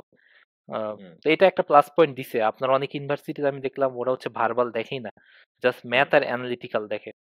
তো হুম, যেমন ইউনিভার্সিটি অফ অ্যাক্রোনেই মনে হয় এই নিয়ম, হ্যাঁ। আপনার ম্যাথে যদি কম হয় তাহলে আপনাকে অ্যানালিটিক্যালে বেশি পাওয়া লাগবে, আর ম্যাথে বেশি পাইলে অ্যানালিটিক্যাল আমার কম পাইলেও হবে। যেমন আমার যে 166 পাইছি, আমি অ্যানালিটিক্যাল যদি আরও পাইতাম আমারটা ইনাফ হয়ে যায়। বাট আমি যদি ম্যাথে 160 পাই, আমার এখানে হুম, অ্যানালিটিক্যালে পাইতে হবে 3+ বা 3.5 হুম, এরকম পাইতে হবে। মানে এরকম একটা ব্যাপার ছিল। আহ, এবং আমি অন্যান্য আরো বেশ কয়েকটা ইউনিভার্সিটিতে দেখছি অ্যাপ্লিকেশনের টাইমে যে ওরা অ্যানালিটিক্যাল এবং আপনার কোয়ান্টিটিভ দেখে, কিন্তু কখনো ভার্বাল কোনো স্কোর মানে উল্লেখ করে না। তো এটা একটা আচ্ছা। ব্যাপার। আর জিআরইর ব্যাপারে আমি একটু বলবো, জিআরইর আমি প্রিপারেশনটা কিভাবে নিছি এটা নিয়ে আমি একটু হুম, বলতে চাই, বলো। যেহেতু অনেকেই হুম, মনে হয় হুম, এটা শুনতে চায়। তো হুম, জিআরইর হুম, জন্য আমি হচ্ছে গ্রেগ ম্যাট, গ্রেগ ম্যাট নামে আমাদের সময় একটা ওয়েবসাইট বের হইছে, মানে ওয়েবসাইটে হচ্ছে ওই গ্রেগ ম্যাট নামে একটা লোক, সে হচ্ছে আহ, মানে রেকর্ডেড ক্লাস আছে প্লাস অনলাইনে ক্লাস আছে ওর অনেক, এবং বিভিন্ন টপিকের ওপর ওর অনেক ভিডিও আছে, এবং ও হচ্ছে খুব সুন্দর মতো আপনার একটা রুটিন বানাইছে। আপনি 1 মাসের প্রিপারেশন নেবেন, কোন দিন কোন ভিডিও দেখবেন, আপনার একদম হুম, ডেইলি 2টা করে বা 3টা করে ভিডিও আপনার দেখতে হবে, ওটা রিলেটেড প্র্যাকটিস করতে হবে, সেটার জন্য আবার কোন ভিডিও দেখবেন, এগুলো একদম খুব সুন্দর মতো সাজানো ওর একটা লিস্ট আছে। ওখানে আমরা যাইতাম, গিয়ে হচ্ছে আমরা ডে বাই ডে আস্তে আস্তে দেখে দেখে নিচের দিকে, মানে আস্তে আস্তে প্রোগ্রেস করতাম, প্রোগ্রেস করে দেখতাম ওইটা। এবং ও হচ্ছে বেসিক্যালি আপনার আহ, যেটা ক্লাসে যেটা পড়াতো সেটা হচ্ছে আপনার জিআরই তো হচ্ছে গাইড বুক আছে, ও গাইড বুকের প্রবলেম গুলো সলভ করাতো, এবং ওইটা দেখে হচ্ছে ট্রিক গুলো বুঝাতো। যেমন ভার্বালে অনেক ট্রিক আছে, যেমন একটা একটা ওয়ার্ড যখন ওই যে আপনার শূন্যস্থান থাকে, শূন্যস্থানের একটা অংশ হচ্ছে নেগেটিভ হয়, তো আরেকটা অংশ হচ্ছে মানে একটা খারাপ কিছু হলে ওটার ওখানে বাট আছে মাঝখানে, বাট মানে তারপরের অংশ আমার হতে হবে পজিটিভ কিছু একটা কথা থাকবে এরকম আর কি। আর যদি হুম, অ্যান্ড হুম, জাতীয় মানে কানেক্টিভ বা সো থাকে, তার মানে প্রথমটা খারাপ মানে পরেরটাও খারাপ, প্রথমটা ভালো মানে হুম, পরেরটাও ভালো, এরকম একটা রিলেশন আছে। যে হুম, মানে বাট মানে ওই যে বিপরীতার্থক কিছু থাকে না, মানে কিন্তু বাট হুম, হুম, এগুলো থাকলে মাইনাস মাইনাস প্লাস, আর অন্যগুলো থাকলে প্লাস প্লাস বা মাইনাস মাইনাস, এরকম একটা জিনিস সে পড়াতো আর কি। এরকম বেশ কিছু ট্রিক আছে ম্যাথে, এরকম অনেক ট্রিক শিখাইছে যেগুলো আমাদের অনেক কাজে লাগছে। আহ, এবং এটা হচ্ছে জিআরই পরীক্ষায় খুব হেল্প করছে। ও জিআরইতে বেসিক্যালি 3টা বই পড়া লাগে। আপনার হচ্ছে ইটিএস এর গাইড বুক, ইটিএস এর ভার্বাল রিজনিং, কোয়ান্টিটেটিভ রিজনিং, এই 3টা হচ্ছে খুবই ইম্পর্টেন্ট। ইটিএস থেকে ওরা মানে ওদের ওয়েবসাইটেই দেয়, বাট টাকা দিয়ে কিনতে হয়, বাট আমরা তো বাংলাদেশি জানিনি কিভাবে ম্যানেজ করি। তো হয় নীলক্ষেত হুম, থেকে আপনি ম্যানেজ করতে পারবেন, অথবা অনলাইনে বিভিন্ন সোর্স আছে, করা যায়। হুম, তারপর হচ্ছে আহ আহ, এবং হচ্ছে আপনার ম্যাথের জন্য 5 পাউন্ড নামে এই বইটা হচ্ছে আমি ফলো করছি। এই বইয়ের ম্যানহাটন ম্যাথগুলো ফাইভ। হচ্ছে হুম, আহ, আপনার ইয়ার চেয়ে ডিফিকাল্ট, আপনার জিআরই যে লেভেল তার চেয়ে ডিফিকাল্ট ম্যাথ, কিন্তু হুম, টাইপটা সেম। সো 5 পাউন্ড যদি করেন আপনার জিআরইর টাইপ তো হবেই, প্লাস ওর চেয়ে ডিফিকাল্ট হয়ে যাবে, সো আপনার ব্রেন হচ্ছে ট্রেইনড হয় যে মানে অনেক ইয়া মানে বড় অঙ্ক করার জন্য। মানে ওখানে একটু লেন্দি বড় কঠিন থাকে। বাট জিআরই তো ওর চেয়ে ইজিয়ার আসে। তো এটা আমার কাছে অনেক ভালো লাগছে, মানে এটা অনেক হেল্পফুল হইছে 5 পাউন্ড করা। কিন্তু এখানে একটা ব্যাপার আছে। আমার হচ্ছে ম্যাথ মোটামুটি ২ সপ্তাহ একটু প্রিপারেশন নিয়ে হয়ে গেছে। আরো আমি হুম, বলছিলাম ভার্বাল আমি ২ মাস প্রিপারেশন নিয়েও এত ভালো ওঠেনি। কিন্তু অনেকের হচ্ছে উল্টা হয়। কারো হচ্ছে ম্যাথে খারাপ, তাদের ম্যাথে অনেক বেশি প্রিপারেশন নেওয়া লাগে। মানে তাদের হচ্ছে ভার্বালে আবার অনেকে ভালো থাকতে পারে। তারা দেখা যায় যে অনেক কম সময় প্রিপারেশন নিয়ে ভার্বাল অনেক ভালো করে ফেলতেছে। এটা হচ্ছে আমি বলব জিআরই পরীক্ষাটা অনেকটা আপনার ব্যাকগ্রাউন্ড, মানে একটা রিফ্লেক্ট করে আপনার সারা জীবনের ব্যাকগ্রাউন্ড। এটা সত্যি কথা। মানে হুম। আপনি হ্যাঁ, ইনস্ট্যান্ট পড়াশোনা করে সেটাকে হয়তো মানে আপনি একদম মানে নিজেকে খুব এটাকে কি বলে খুব বাংলায় ইয়ে শানিত করতে করতে পারবেন না। পারবেন। মানে আপনি হ্যাঁ, নিজেরে ইয়াগুলোরে সব শানিত করে এনে ছুরি ধার করে এনে হ্যাঁ। আপনি হচ্ছে চপ করবেন। কিন্তু আপনি যদি মানে কিন্তু আপনার হচ্ছে আগে থেকে আপনার ছুরির ম্যাটেরিয়ালটা তো ঠিক থাকতে হবে। আপনার যদি হুম, ম্যাটেরিয়াল মানে ওটা যদি মানে আগে থেকে ইয়ে ভাঙ্গাচুরা থাকে, ওটা যতই আপনি শাইন করেন ওটা দিয়ে তো লাভ হবে না। হুম, এরকম হুম, হুম, ব্যাপারটা। মানে আপনার ব্যাকগ্রাউন্ড যত স্ট্রং থাকবে একদম এটা আপনার একদম সারা জীবনে মানে আমি খেয়াল করছি আমি ক্লাস মানে জিআরইর যে আপনার লিটারেচার অনেক পার্ট ছিল রিডিং প্যাসেজ, এইখানে হুম, হুম, আপনার রিডিং প্যাসেজটা পড়ে এমন কিছু মানে অনেকটা ওই যে আমরা মানে যে লেখক কি বলছে সেটা আমাকে ব্যাখ্যা মানে ওইটা ওই রিলেটেড ইয়াটা লেখক কি চিন্তা করতেছে কেন এটা বলতেছে, মানে এটা আমরা বাংলায় হুম, আমরা সৃজনশীল পাইছিলাম। বাংলায় আমাদের সৃজনশীলে এরকম কোশ্চেন আসতো একটা কবিতার লাইন দিয়ে বলতে লেখক কি চিন্তা করে, এটার হচ্ছে কয়েকটা অপশন থাকতো, আমরা একটা অপশন দাগাতাম উচ্চতর চিন্তন দক্ষতা নৈবেত্তিক বলতো। তো এই সেম জিনিস হচ্ছে আমি জিআরিতে হুম, পাইছি কিন্তু ইংলিশে। তো আমি হচ্ছে এমনি লিটারেচারে বাজে মানে আমি তখনও খারাপ করতাম, এখন জিআরিতে এসেও আবার মানে ওই একই মারা খাইছি। মানে ওই একই অবস্থা, আমি পারতাম না ওই জিনিসগুলো। তো মানে খুব কষ্ট হচ্ছে, আমি খুবই পেইন খাইছি মানে এটার এই এই টেক্সট প্যাসেজ গুলা তে যখন অ্যান্সার করতাম মানে এগুলো। কারণ লেখক কি চিন্তা করে মানে এটা মানে পড়ে হচ্ছে এক্সট্রাক্ট করে আনা, এটা আসলে বেশ টাফ। মনে হয় যে ৪ টা অ্যান্সার সবই মনে হয় সেম মনে হয়। যে ও তো মানে সবই চিন্তা করতেছে, ৪ টাই চিন্তা করতেছে। বাট অ্যান্সার হবে রাইটলি একটা। তো এটা আমি এটা বলব তো যে TOEFL আসলে রাইট? হ্যাঁ, TOEFL ও তো হ্যাঁ, এরকম ছিল। হ্যাঁ, টোফেল এরকম। বাট টোফেলেরটা অনেক ইজিয়ার। বাট জিআরইটা অনেক হুম, মানে ডেপথ অনেক বেশি, হুম, অনেক গভীর থেকে আপনাকে চিন্তা করতে হবে। টোফেলটা আপনি হুম, একটু মানে পার্সপেক্টিভ আশেপাশে চিন্তা করলে আপনার হয়ে যাচ্ছে। কিন্তু জিআরই তো অনেক মানে গভীর থেকে জিনিসটা আনতে হচ্ছে। মানে এটা যারা বাংলা সৃজনশীল করছে তারা উচ্চতর চিন্তন দক্ষতার ওই নৈবেত্তিক সবাই ভয় পায় মোটামুটি। তো তাদেরকে বলব যে তারা এই জিআরইতে আবার সেটা ফেস করবে। কিন্তু এটা হচ্ছে তার চেয়েও মানে ডাবল ডিফিকাল্ট এবং মানে হুম, সময় কম প্লাস অনেক লেন্দি প্যাসেজ থাকে। তো এটা আমি হুম, বলবো one of the most difficult. জিআরইতে আমাদের মার্ক সবারই মোটামুটি হুম, আমার জানা মতে টেক্সট প্যাসেজেই সবচেয়ে কম পায় সবাই। আমাদের হুম, সবাই আর শূন্যস্থানে ওটাতেই মোটামুটি একটু ভালো পারে সবাই। মানে ওইটাতেই ভার্বালে মার্কটা একটু বেশি ওঠে। আর টেক্সট প্যাসেজে অ্যাজ ইউজুয়াল কম আসে। মানে ওইটা দিয়ে ভালো টেক্সট ভার্বালে মানে শূন্যস্থান এগুলোতে কম এটা হওয়ার চান্স খুবই কম। কারণ টেক্সট প্যাসেজ গুলো আসলেই খুব ডিফিকাল্ট আমার কাছে মনে হয়। আচ্ছা। তো তো এর থেকে ভালো একটা উপায় হচ্ছে তুমি বলতেছো যে আগের থেকে অনেক আগের থেকেই রিডিং আ এই মে মা ব্যাক মানে প্র্যাকটিসটা থাকলে ওই মানে তোমার ওই হ্যাঁ, হ্যাঁ। ক্যাপাসিটিটা আমার কাছে স্কিলটা মনে হয় বাড়বে। যে যদি কেউ একদম এটলিস্ট হয়তো স্কুল লাইফে কেউ এত চিন্তা করে না। বাট ইউনিভার্সিটি আসার পরে যারা হচ্ছে আমি দেখতাম কারা ভার্বালে ভালো করতো তাদের একটা প্যাটার্ন আছে। তারা হচ্ছে হুম, সবাই ইংলিশ গল্পের বই বা নিশ্চয়ই। বিভিন্ন আচ্ছা। ম্যাগাজিন, পত্রিকা এমনকি রিসার্চ পেপার পড়ে তারাও আরকি। এদেরও ভার্বালে হুম, ভালো হতো। মানে আপনি হচ্ছে ইংলিশ যদি অনেক রিডিং পড়ার মধ্যে থাকেন আপনি, তাহলে আপনার হুম, ন্যাচারালি ভার্বালে ভালো আসবে। আপনি যদি অনেক একটু বাইরের মানে একদম নট লাইক একাডেমিক এর বাইরে আপনি একটু আপনার মানে অবসর টাইমে পড়াশোনা করতে হবে। মানে এটা করলে আপনার অবশ্যই মানে উপকার দেবে। কিন্তু এটা এমন না যে আপনার করলেই ইনস্ট্যান্ট উপকার। এটা হচ্ছে খুবই মানে অনেকটা লগারিদমিক স্কেলে উপকার দেবে। আপনি অনেক হুম। পড়বেন কিন্তু আপনার উপকার দেবে সামান্য একটু, একটু করে বাড়বে। এরকম একটু, একটু করে জিনিসটা। বাড়বে। হ্যাঁ। তো এরকম। এটাই যারা শুনতেছে তারা যদি এখন ইউনিভার্সিটিতে 1st 2nd ইয়ারে থাকে তো দে শুড স্টার্ট অ্যাক্টিং নাও। কারণ আম মানে আ মানে বেশি যদি চিন্তা করে যে না 4th ইয়ারে গিয়ে প্রিপারেশন নিবো তখন দেখা যাবে এখন চিল করি। তো পরে দেখা যাবে যে এটা একটা consequence থাকবে যে তখন গিয়ে চিন্তা হবে যে, "ওহ! আগে যদি একটু পড়াশোনা করতাম বা এই স্কিল গুলা ডেভেলপ করতাম তাহলে আমার জন্য ইজি হয়ে যেত।" আর তুমি যেটা হ্যাঁ, বললা যে এটা কাইন্ড অফ মানুষের ব্যাকগ্রাউন্ড, তার innate স্কিল, intrinsic যে একটা হ্যাঁ, স্কিল যে হ্যাঁ, এটা হ্যাঁ। তুমি চাইলেই এটা হুট করে আমার একটা থিওরি ছিল রুল অফ থাম্ব যে তুমি ৬ মাস পড়লে ৫ স্কোর ৫ বাড়াইতে পারবা।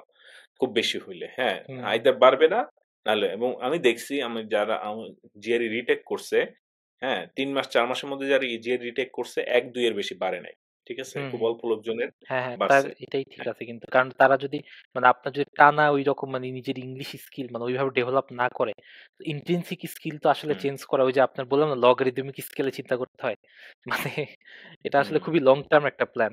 আমি খেয়াল করছি আমার আমার একটা সেম ফ্রেন্ড ও আমার চেয়ে বুয়েটে ওর সিজিপিএ অনেক হাই।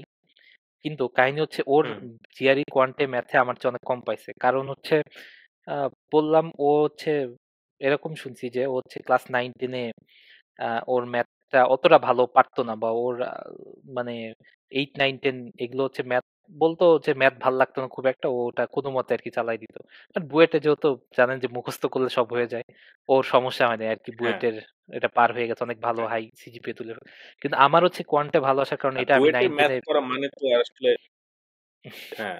মানে 9-10 অ্যা এ তুমি যে প্রবলেম সলভ করে যেভাবে হ্যাঁ, তুমি হ্যাঁ, ম্যাথটা করো, ওই হ্যাঁ, হ্যাঁ, বিভিন্ন ক্রিটিক্যাল থিংকিং যে স্কিলটা ডেভেলপ করে, হ্যাঁ, তোমার মাসল গুলা যে ডেভেলপ করে ক্রিটিক্যাল থিংকিং এর যে মাসল গুলা যে বিল্ড আপ হ্যাঁ, হয়, হ্যাঁ, এটা তো মুখস্থ করলে হবে না। ইটস অল অ্যাবাউট লাইক আমরা সবাই ওই যে জিমের বিল্ড এর মানে মাসল বিল্ডিং এর কথা চিন্তা করি। তো ব্রেইনের যে হ্যাঁ, হ্যাঁ, মাসলটা আছে এইটার কথা কেউ বলে না আরকি।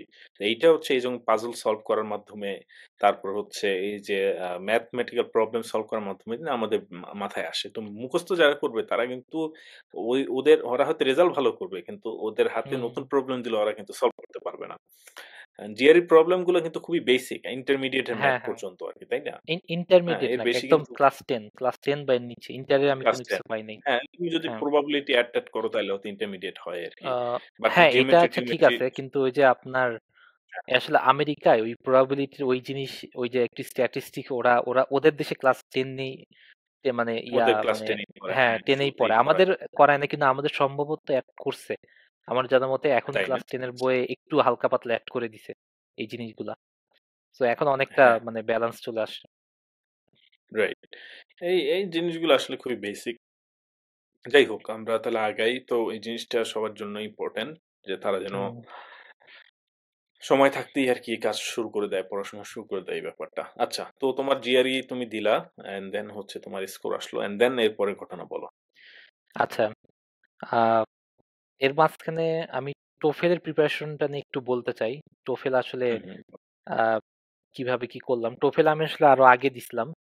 তো টোফেল হচ্ছে আমি যখন দিছি এরপরে আমাকে টোফেল অ্যাকচুয়ালি ২ বার দেয়া লাগছে। কারণ আমার যখন ফাইনাল ইউনিভার্সিটি অফ অ্যাক্রন এ অ্যাডমিশনে এপ্লাই করব, তার আগে ওই টোফেলের মেয়াদ শেষ হয়ে গেছিল। কারণ টোফেলের মেয়াদ মাত্র ২ বছর। জিআরইর ৫ হুম, বছর। কিন্তু টোফেলের ২ বছর এজন্য শেষ হয়ে গেছিল জাস্ট ১ মাসের জন্য। তো আচ্ছা, এরপরে আবার দেয়া আচ্ছা। লাগছিল। তো আমার পরের বার একটু ইমপ্রুভ হইছিল ওভারঅল।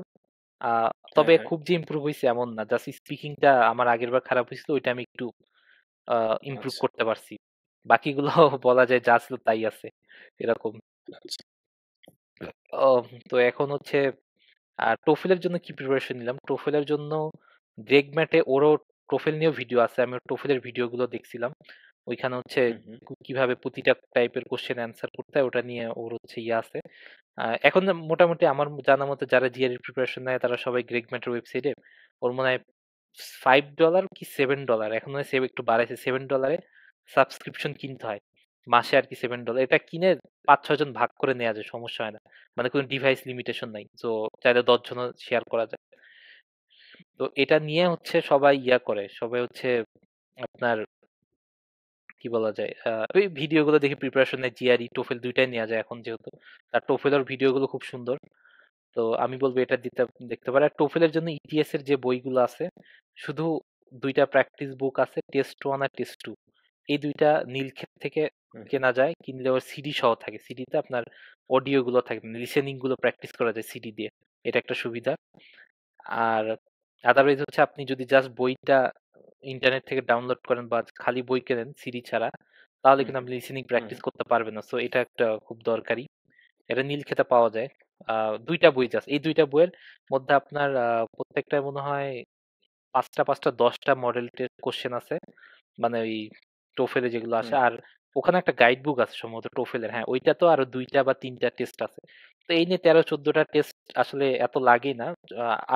৭ টা ৮ টা টেস্ট প্র্যাকটিস করলেই ইনাফ, মোর দেন ইনাফ এখানে। বাট চাইলে টাইম থাকলে সবই করা যায়। তো প্র্যাকটিস করলে অবশ্যই ভালো। এখানে রিডিং গুলোর জন্য জাস্ট ট্রিক গুলো একটু, ওই যে যেটা বললাম যে বিভিন্ন ট্রিক আছে, যে বিভিন্ন কোশ্চেন কিভাবে কি অ্যান্সার করব। যেমন কোনো কোশ্চেন আছে জাস্ট প্যাসেজের ভিতরেই পাওয়া যায়, আবার কোনো কোশ্চেন আছে প্যাসেজটা পুরোটা পড়ে চিন্তা ভাবনা করে অ্যান্সার দেওয়া লাগে, যেটাকে বলে আপনার ওই যে আহ যেটা আমি একটু নামটা ভুলে গেলাম। এই টাইপটা মানে একটু মানে থিঙ্ক করে অ্যান্সার দিতে হয়। আর হুম, হুম। ও ইনফার না ঠিক ইনফার আছে ইনফার ইনফারেন্স টাইপ কোশ্চেন, এবার মনে পড়ছে। Inference inference type. হচ্ছে আচ্ছা, মানে আচ্ছা। আপনাকে কিছু একটা প্যাসেজ থেকে পড়ে বুঝে অ্যান্সার করতে হবে এই টাইপের। এটা রিডিং রাইট। এ খুব কমন, এই দুইটা টাইপের বেশি থাকে। আর একটা হচ্ছে অ্যাকর্ডিং টু দ্য প্যাসেজ, এরকম কোশ্চেনেই লেখা থাকে। তো ওটা বুঝতেছেন প্যাসেজের মধ্যে খুব সুন্দর মতো দেয়া থাকবে, হয়তো জিনিসটা প্যাসেজে যা লেখা ওটাকে একটু আপনার এখানে প্যারাফ্রেজ করে লিখছে আপনার, এটা এগুলো খুব ইজিলি পাওয়া যায়। তো রিডিংটা আমার কাছে মনে হয়েছে মোটামুটি একটু প্র্যাকটিস করতে থাকলে হয়ে যায়। তারপর হচ্ছে লিসেনিংটাও খুব ইজি। আপনার যারা হচ্ছে একটু মুভি দেখে বা দেখে তাদের জন্য আসলে ইংলিশ লিসেনিং কোনো ব্যাপারই না। বাট আমি বলবো যারা আমেরিকান মুভি টিভি সিরিজ কখনো দেখে নাই, তাদের জন্য কিন্তু লিসেনিং অনেক ডিফিকাল্ট হয় অনেক সময়। তা আমার এটা একটা সাজেশন থাকবে, যাতে আন্ডার গ্রাজুয়েট অবস্থায় অ্যাটলিস্ট আমেরিকান, ব্রিটিশ লাগবে না, বাট অ্যাটলিস্ট আমেরিকান হচ্ছে মানে টোফেল যারা দিতে চায় তাদের জন্য আমেরিকান টিভি হুম, সিরিজ মুভি এগুলো কিছু যাতে মাঝে মধ্যে দেখে। পারলে সাবটাইটেলস ছাড়া না সাবটাইটেল সাবটাইটেল সহ? সহই দেখবে, সমস্যা নাই। বাট হুম, জাস্ট সাবটাইটেল সহই দেখবে। সাবটাইটেল ছাড়া তো মানে ১ম এই বুঝতে পারবে না। সো বেটার হচ্ছে হুম, হুম, সাবটাইটেল হুম। সহই দেখা। আমি এখনো সাবটাইটেল সহই দেখি। বাট আমার কাছে মানে মানে সাবটাইটেল ছাড়াও এখন বুঝি খুবই ভালো। বাট স্টিল কেন জানি স্টিল থাকলে একটা কমফোর্টেবল লাগে। কারণ ওরা মাঝে মধ্যে রাইট। কিছু অ্যাকসেন্ট মানে আঞ্চলিক অ্যাকসেন্ট দিয়ে দেয়, ওটা হয়তো আর ধরতে পারি না। এরকম আছে। আদারওয়াইজ মোটামুটি সব বুঝতে পারি। যেমন আমি হচ্ছে একটা মানে ইয়াতে ছিলাম যে আমেরিকা আসার পর মনে হয় মানুষজনের কথাবার্তা বুঝতে পারবো না, এমন একটা ইয়াতে আশঙ্কায় ছিলাম। কিন্তু আমি হুম, হুম। লাকিলি দেখলাম না, এখানকার মানুষের অ্যাকসেন্ট খুবই ভালো। ওহাইওতে অ্যাকসেন্ট আরো ভালো। মানে ওহাইও আমি জানি না কোন এক কারণে। এখানে আমি কোনো মানে একদম আ র‍্যান্ডম মানুষেরও সবার কথাই বুঝি। যে র‍্যান্ডম বলতে এখানে থাকে না হোমলেস পিপল, তারা একটু মানে হুম, হুম। ইয়ার টাইপের কথা বলে অন্য অ্যাকসেন্টে, বাট তাদের কথা বোঝা যায়। এমন না যে এখানে বোঝা যাবে না, এরকম আমি কাউকেই পাই না এখন পর্যন্ত। তো আচ্ছা। এটা তো একটা ভালো হ্যাঁ, দিক। তোমার টোফেলের গল্পের পরে কি হইলো? ও হ্যাঁ, লিসেনিং এর তো এটা একটা এভাবে পাস করব। তো হুম, স্পিকিং এর হুম, আগে আমি রাইটিং এ বলি। রাইটিং এ হচ্ছে খুবই সিম্পল। রাইটিং এ হচ্ছে একটা এসে লিখতে বলবে, সেটা হচ্ছে আরেকটা, যেমন রাইটিং কোশ্চেন এরকম আছে। একটা হচ্ছে আমাকে একটা জিনিস শোনাবে, তারপরে একটা জিনিস হচ্ছে প্যাসেজ পড়তে হবে। তারপরে ২ টার মধ্যে কম্পেয়ার করে লিখতে হবে। তো যেগুলো শুনবে সেগুলোর পয়েন্ট গুলো খাতায় লিখে রাখতে হবে। মানে একটা পেজ থাকে ওখানে। পেজে লিখে রাখতে পরে জাস্ট ওটা, আর বাকিটা স্মৃতিতে রাখতে হয়। সব তো আর পয়েন্ট লেখা যায় হুম, না। আর বাকিটা তো প্যাসেজটা আমার সামনেই থাকলো। ওইটার সাথে কম্পেয়ার করে ২ টার মধ্যে পার্থক্য, মানে এইটাতে এইটা বাট এটাতে এটা বলছে। এরকম জাস্ট কম্পারিজন একটা লিখতে হয় এরকম। তো এটা হচ্ছে হ্যাঁ, মানে এরকম একটা ফরম্যাট আছে একদম, মানে আপনার সবই এই টাইপের। তো ফরম্যাটটা শিখলে রাইটিং টোফেলে খুবই ইজি। আর কিছু লাগে না। বাকিটা হচ্ছে আপনার এখন নিজের থেকে যদি কিছু ইউনিক ওয়ার্ড ইউজ করতে পারেন, ইউনিক আপনার ভাবে হুম, গ্রামার যদি ঠিকঠাক লেখেন, তাহলে হচ্ছে আপনার মার্কটা বাড়বে। আর যদি আপনি এভারেজ হয় তাহলে ২২, ২৩, ২৪ পেয়ে যাবেন। আর যদি একটু মানে ইউনিক হয় সেক্ষেত্রে আপনি রাইটিং এ ২৫ পাবেন। কিন্তু রাইটিং এ একটু আমি খেয়াল করছি ২৪ এর উপরে পাওয়া ডিফিকাল্ট ভালোই। কারণ আমাদের এভারেজ লিখলে হচ্ছে মানে আপনি যদি খুব ইউনিক ওয়ার্ড ইউজ না করেন, মানে আমেরিকান হুম, হুম, একটা একটা আলাদা স্টাইল আছে, ওই স্টাইল না, মানে প্রফেশনাল স্টাইলে লিখতে না পারলে আসলে ২৪ এর উপর উঠবে না। আমার পরিচিত যারা হুম। সবাই অ্যারাউন্ড ২৩-২৪ পাইছে রাইটিং এ। আমি নিজে ওই তো একবার এই মনে হয় ২২ আর প্রফেশনাল একবার ২৩ পাইছি। রাইটিং গুলা দেখার বা তোমার কি মনে হয় কোথা থেকে দেখলে শিখা যায় ভালো? কোন স্যাম্পল আছে? এরকম কোনো সাজেশন? আ এটা আসলে একটু ডিফিকাল্ট পাওয়া। এটা হচ্ছে আসলে ম্যাগাজিন, পেপার এগুলো পড়তে হবে। এগুলোর সাথে হুম, রাইটিং হুম, মানে মিলাতে হবে, ওই অনুসারে ইমপ্রুভ করা। বাট এটা আসলে একটু রাইট। আমাদের জন্য ডিফিকাল্টি হয়। কারণ আমরা তো আসলে মানে এত টাইম দিতে পারি না যে মানে একদম হুম, ধরেন যে সাংবাদিক সারাদিন লেখে, সে যদি রাইটিং মানে পরীক্ষা দেয় তার জন্য নাকি হয়তো বেটার আসবে ন্যাচারালি, কিন্তু আমাদের জন্য হুম, ওই লেভেলে যাওয়াটা একটু ডিফিকাল্টি হয়ে যায়। বাট আমার মনে হয় হুম, রাইটিং গুলো যদি নিউজ পেপার গুলো সে পড়ে এবং ওই প্যাটার্নে লেখার চেষ্টা করে, সে যদি মানে রিয়ালি খাতা কলম নিয়ে বসে মনে করে যে আমি নিউজ পেপার হ্যাঁ, আর্টিকেল লিখে ফেলবো, মানে একদম ওই লেভেলে হ্যাঁ, মানে বারবার প্র্যাকটিস করতে থাকি ইমপ্রুভ করে, তাহলে হয়তো বা এটা হবে। বাট এটাও একটু তাহলে হবে। ইন্ট্রিনসিক ব্যাপার আছে এখানে, মানে আপনি যে পরীক্ষার হুম, যেমন আপনার রিডিং লিসেনিং এগুলো আপনি একটু প্র্যাকটিস করে হয়তো বেটার করে ফেলতে পারবেন। হ্যাঁ, যদিও এখানে ইন্ট্রিনসিক কিছু ব্যাপার আছে, রিডিং এর জন্য আপনার আলটিমেটলি কিছু মানে ওই যে মানে পড়লে এটা ব্যাকগ্রাউন্ডে কাজে দেবে, আপনার রিড লিসেনিং এর জন্য বিটুইন দ্য মুভি দেখলে লাইনের কাজে একটা দেবে। difference। হুম, হুম, একটু হুম, আছে। কিন্তু রাইটিংটা আমার কাছে মনে হচ্ছে একটু ডিফিকাল্টি মনে হচ্ছে, মানে আপনি একটা লেভেল পর্যন্ত খুব ইজিলি হুম। উঠা যায়, বাট তারপরে উঠাটা মানে খুব ডিফিকাল্ট। এবং ২৪ ইজ গুড এনাফ। তো হ্যাঁ, গুড দর্শক ইনাফ। মানে আপনারা তো শুনলেন, হ্যাঁ, হ্যাঁ, যে মানে সিফাত আমাদের সাথে শেয়ার করলো ওর সাজেশন গুলো। তো এখানে মানে গুড এনাফ মানে ভালো নাম্বার ২৪ কিন্তু ভালো একটা স্কোর। এই স্কোর পাওয়ার জন্য আপনারা কি করতে পারেন উইথআউট মানে স্ট্রেসিং ইয়োরসেলফ টু মাচ, এখান থেকে আপনারা শুনতে পারলেন। তো আরেকটা জিনিস যেটা আমি বলব যে সেটা হচ্ছে যে আম ওপিনিয়ন লেটার বা ওই যে কলামগুলো থাকে বিভিন্ন ইন্টারন্যাশনাল নিউজ পেপারে, সাধারণত নেটিভ ইংলিশ রাইটাররা যেগুলো লিখে সেগুলা ধরেন ওয়াল স্ট্রিট জার্নাল থেকে শুরু করে বিভিন্ন জায়গায় অনেক সময় পাওয়া যায়।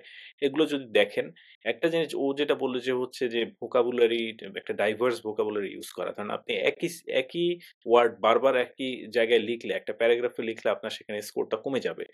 বাট ওই একই ওয়ার্ডের যদি আপনি বিভিন্ন বা সমার্থক শব্দ দিয়ে আপনি যদি আপনার লেখাটা লিখতে পারেন, বারবার মানে আপনার monotonousness যদি আপনি করতে পারেন। ধরেন আমি যতটুকু আমি IELTS দিছি বাট প্রিন্সিপালটা সেম। যে ওই সিম্পল কমপ্লেক্স, হ্যাঁ? কম্পাউন্ড সেন্টেন্স মিশায় লেখা, হ্যাঁ? বিভিন্ন রকম গ্রামাটিক্যাল স্ট্রাকচার করে লেখা, তখন আপনার ভালো স্কোর করার একটা আ আ পসিবিলিটি বাড়ে। জাস্ট সবই আপনি সিম্পল সেন্টেন্সে লিখে দিবেন, কিন্তু আপনার স্কোর ভালো আসবে না। হ্যাঁ, আপনি পাস করবেন কিন্তু আপনার স্কোর হয়তো ভালো আসবে না। ঠিক বললাম নাকি? জি, জি, জি। এটা এখানে হ্যাঁ। সো সেন্টেন্স এখন এবং ভোকাবুলারিওটা বেশি ইম্পর্টেন্ট। মানে যত রিচ ভোকাবুলারি ইউজ হ্যাঁ, করা যায় তত ভোকাবুলারি মানে মার্ক বাড়তে থাকে। রাইট, হ্যাঁ, ভোকাবুলারি লেভেল আছে। আমার সময় আমার মনে আছে আমি একটা অ্যাপ ইউজ করতাম। এখন আমি ভুলে গেছি। ওই মাগুসের যে একটা অ্যাপ ছিল টোফেল এর জন্য। আচ্ছা, আচ্ছা, হ্যাঁ, এটা তো আমরা মনে ওইখানে হয় ইউজ করি নাই। বিভিন্ন লেভেলে হ্যাঁ, মাগুসের একটা অ্যাপ ছিল। সেটা হচ্ছে তোমার ফ্ল্যাশ কার্ড থেকে দেখা যাইত আরকি। তুমি হচ্ছে বিভিন্ন রকম তো ইন্টারমিডিয়েট লেভেলে ওয়ার্ড ছিল, তারপর হচ্ছে অ্যাডভান্স লেভেলে ওয়ার্ড ছিল। তো ফ্ল্যাশ কার্ড টাইপের অ্যাপ আরকি। তো এরকম অ্যাপ আরো আছে অন্যান্য বাজারে। আমার কাছে মাগুসটা বেশ লাগছে। এখন আছে কিনা জানি না। আমার মনে হয় আছে এখনো বাজারে। It's a good app. And then আমি আরেকটা অ্যাপ ইউজ করতাম সেটা হচ্ছে vocabulary ডট বিল্ড বা vocabulary.com আচ্ছা। টাইপের কিছু একটা। সো ও আচ্ছা, আম এটা হচ্ছে আমরা ইউজ করতাম কুইজলেট। কুইজলেট হচ্ছে আমরা যেহেতু গ্রেগ কুইজলেট। ম্যাটারটা ফলো করতাম, গ্রেগ ম্যাটের নিজস্ব আচ্ছা, আচ্ছা। ৯০০ ওয়ার্ডের একটা লিস্ট আছে। এটা আসলে বেসিক্যালি আপনার মাগুস বা ইয়ার সাথে মানে 60% 80% ই ম্যাচ, এমন না যে খুব ডিফারেন্ট কিছু। হুম, হুম। বাট ওইটা হচ্ছে কম্পারেবল হ্যাঁ। ওইটার ওইটার হচ্ছে ১ম ৩০০ টা আসলে দেখছি বেশি জিআরইতে আসলেই বেশি কমন আসে।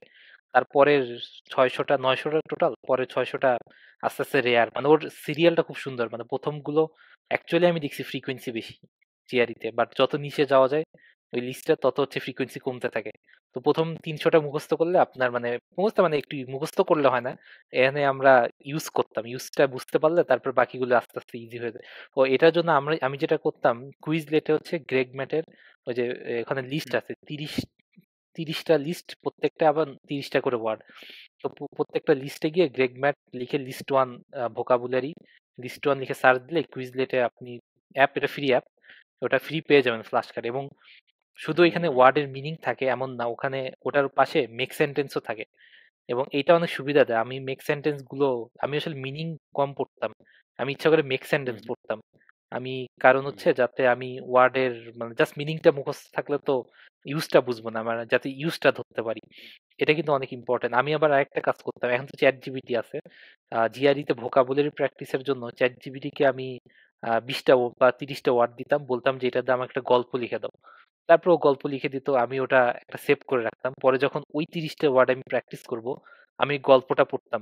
আমি দেখতাম যে গল্পটা আমি মিনিং ধরতে পারি কিনা। যদি না ধরতে পারি, বুঝতেছি যে আচ্ছা এই ওয়ার্ডে প্রবলেম আছে। আমি ওই ওয়ার্ডের অর্থ দেখতাম। আবার হুম, গল্পটা হুম। পড়তাম। মানে এটা আমার কাছে আমাকে মানে এভাবে আমি মানে ওয়ার্ড ভোকাবুলারি শিখতাম। একটু অন্য স্টাইলে শিখছি। নট মুখস্থ লাইক হুম, হুম। সবাই করে যে ওয়ার্ডের ভেরি মিনিং ইন্টারেস্টিং মুখস্থ করবে। টেকনিক। হ্যাঁ, হ্যাঁ, আমি মাঝে, মাঝে ChatGPT ইউজ করি। বাট তোমার এই ইন্টারেস্টিং এই টেকনিকটা ভালো লাগলো। সো আপনারা কিন্তু ইউজ করতে পারেন। ChatGPT free to use. So আপনারা চাইলে এটা ইউজ করতে পারেন। খুবই স্ট্রং অ্যান্ড পাওয়ারফুল একটা টুল। হুম, এবং আমি যখন ইউজ করি তখন ChatGPT জাস্ট মাত্র বের হইছে।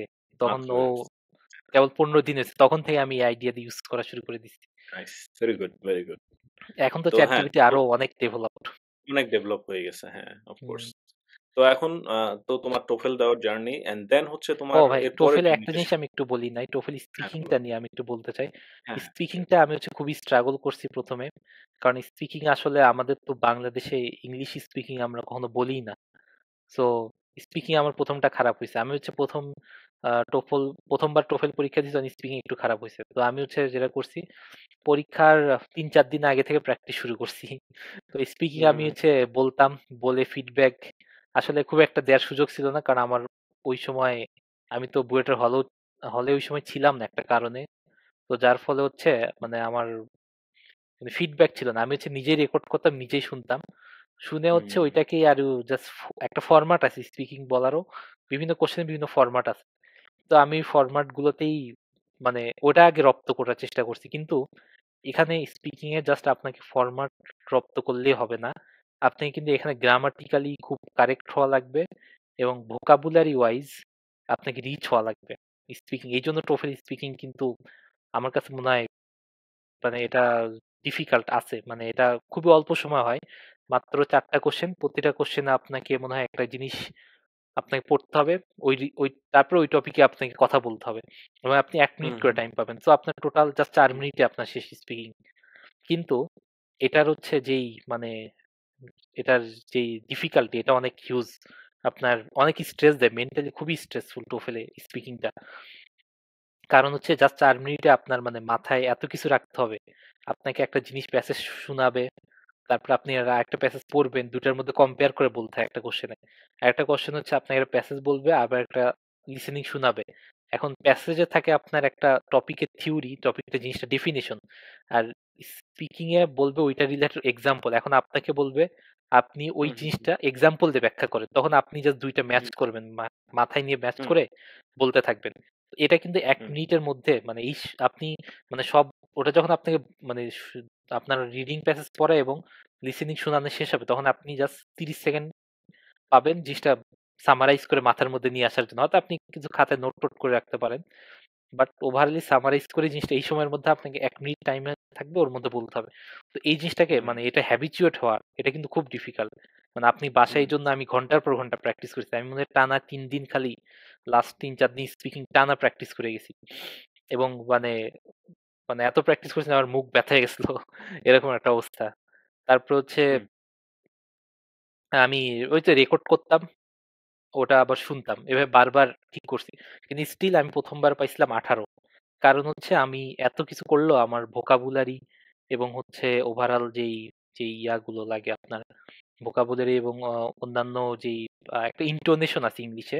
আপনি খুব ফাস্ট হুম, বলতে পারবেন না, খুব স্লো বলতে পারবেন না। আপনার একটা ওয়েভি আকারে বলতে হবে। তো সেই হুম, জিনিসগুলো হুম, তখনও ডেভেলপ হয়নি।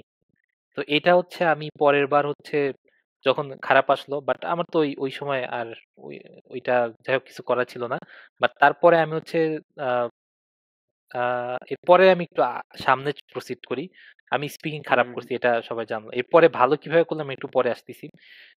হুম, আমি হুম, এখন আ ইউএসএ অ্যাডমিশনের জন্য আমি প্রচুর মেইল করা শুরু করি।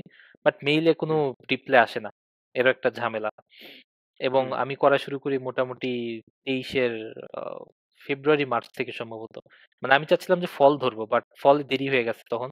তো ভাবলাম তারপরে হুম, স্প্রিং ধরবো বাট কোনো কিছুতেই কিছু হচ্ছে না। সো মানে আমি এখানে চেষ্টা করে যাচ্ছি। তো এখন লাস্টে ভাবলাম যে হয়তো আমার রিসার্চ স্কিল ইনাফ না। সো আমাকে রিসার্চ সামহাউ দেখাতে হবে। তাহলে হয়তো তারা রিপ্লাই দেবে বা অ্যাডমিশনে এপ্লাই করলে তারা হুম, আমাকে হুম, সহজে আমি পেয়ে যাবো। বাট আমার বর্তমান যে স্কিল ছিল বা সিজিপিএ সেটা নিয়ে আমি সেন্ট্রালি এপ্লাই করার মতো কনফিডেন্ট ছিলাম না। ওই সময় আরকি। তো তখন আমি হুম, বুয়েটে মাস্টার্সে ভর্তি হই। তো মাস্টার্সে এখন হুম, আ আমি এমএমই তে দিছিলাম। আ এনসি তে যেটা nano material ceramic engineering department. এবং হচ্ছে হুম, হুম। নেভাল আর্কিটেকচারেও আমি দিছিলাম, কিন্তু পরে আমার মনে হয়েছে যে এনসি ডিপার্টমেন্টে যাওয়াটা আমার জন্য সুবিধা হবে। মানে আমি জানি না, আমার একটা ইচ্ছা ছিল যে ম্যাটেরিয়াল নিয়ে আমি কিছু একটা মানে একটু ডিপে যাব। হুম, হুম, হুম। হয়তো আপনার ইয়াটা একটু ইন্সপায়ারিং ছিল। আপনি যেহেতু তাই? সিরামিক নিয়ে কাজ আচ্ছা, করছেন, হয়তো সামহাউ আচ্ছা। একটা ইনফ্লুয়েন্স করছে। তো আমার ইচ্ছা ওকে। ছিল যে ম্যাটেরিয়াল নিয়ে আমি একটু মানে জানবো বেশি, বা এটা নিয়ে হ্যাঁ। ভবিষ্যতে কোনো কাজ করা যায় কিনা। তো এটা নিয়ে আমি ওই চিন্তা করে ওই এনসি ডিপার্টমেন্টে মাস্টার শুরু করি।